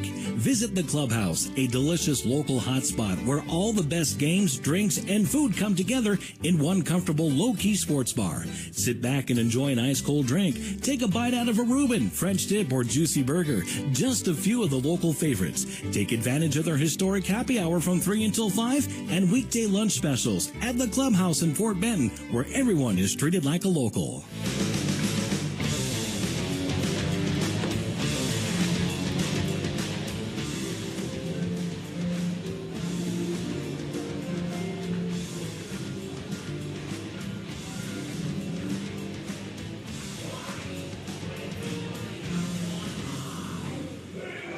Welcome back to Centene Stadium. New pitcher on the mound for the Voyagers is Brett Laura. Brett Laura, 6 feet, 185 pounds, from Elgin, Oklahoma.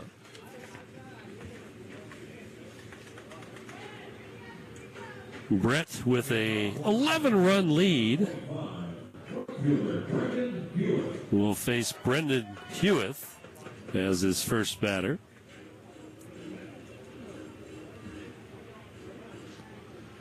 Brett has a 7.00 ERA in 10 appearances for the Voyagers. First pitch is called a strike. Good start here in the top of the ninth inning for Brett. He's pitched in 18 innings. There's a strike called as well, so we'll change up the fastball. Giving up 30 hits as he's faced 83 batters for a .361 batting average against him. There's a ground ball down the third baseline. Diving attempt there by Charlie Hesse. And a single to lead off the top of the ninth for Brandon Hewitt.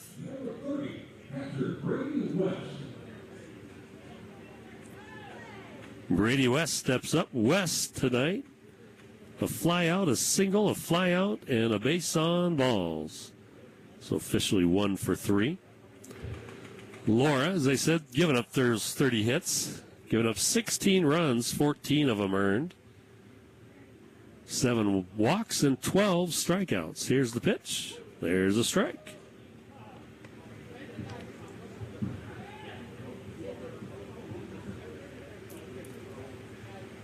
Giving up 5 doubles, 1 triple, and 2 home runs. 1 wild pitch and 1 hit batter. Swing and a miss at an inside fastball there. 0-2.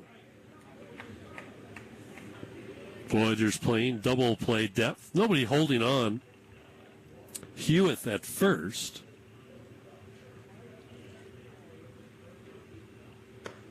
There's a swing and a miss. Strike 3. Down on strikes goes catcher Brady West.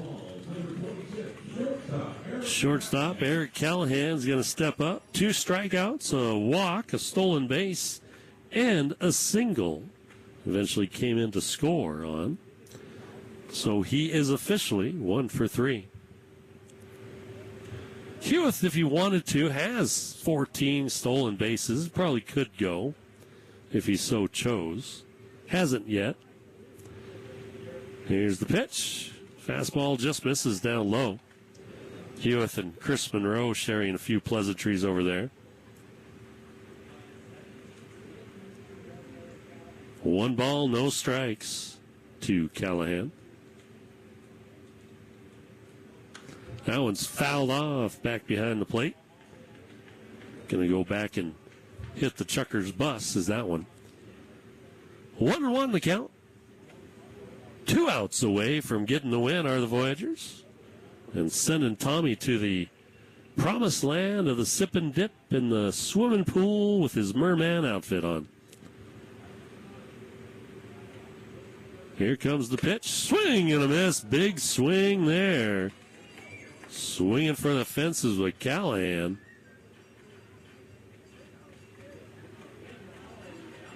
Callahan does have 5 home runs on the season, 5 triples and 15 doubles. 50 RBIs as well. One of those good hitters for the Chukars. They're loaded with them. There's a foul off to the right. In fact, they've had 11 hits tonight. Voyager pitching, though, has done a fantastic job. Only giving up 6 runs, 5 of those in the 4th inning. When Breon Pooler left the game, Anthony Becerra came in, and the relief squad for the Voyagers has shut them out so far. They've had a couple of sticky situations, but they've pitched out of it. That one's a ball. 2-2 the count. 1 out, 1 on, 2-2 on Eric Callahan. Shortstop.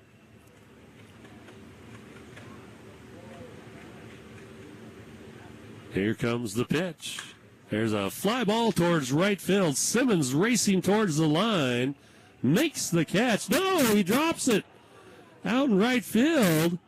And so the runner's going to go for third. They throw to third. They cut it off. They throw to second. Try and get the runner going there. And they do. So a lot going on that play. I'll try and straighten it out for you. Hewitt makes it all the way to third in the process. An error out and right on Simmons allows Eric Callahan to get the first, and then he's gunned down by the third baseman, Hesse, to Runge. Excuse me.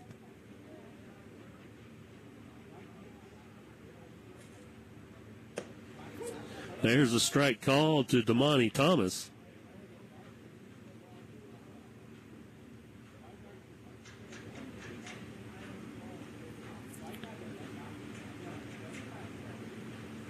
There's a ground ball towards the left of Chris Monroe. Gets out to right field for a single. And a run scores for Damani Thomas. An RBI for him.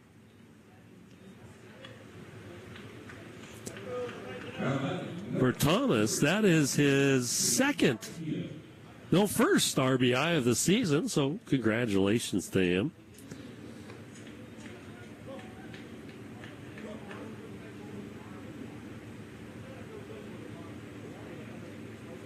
So the first run scored since the fourth inning for the Chukars makes it 17-7 and brings up Barmankian. There's a strike called to him.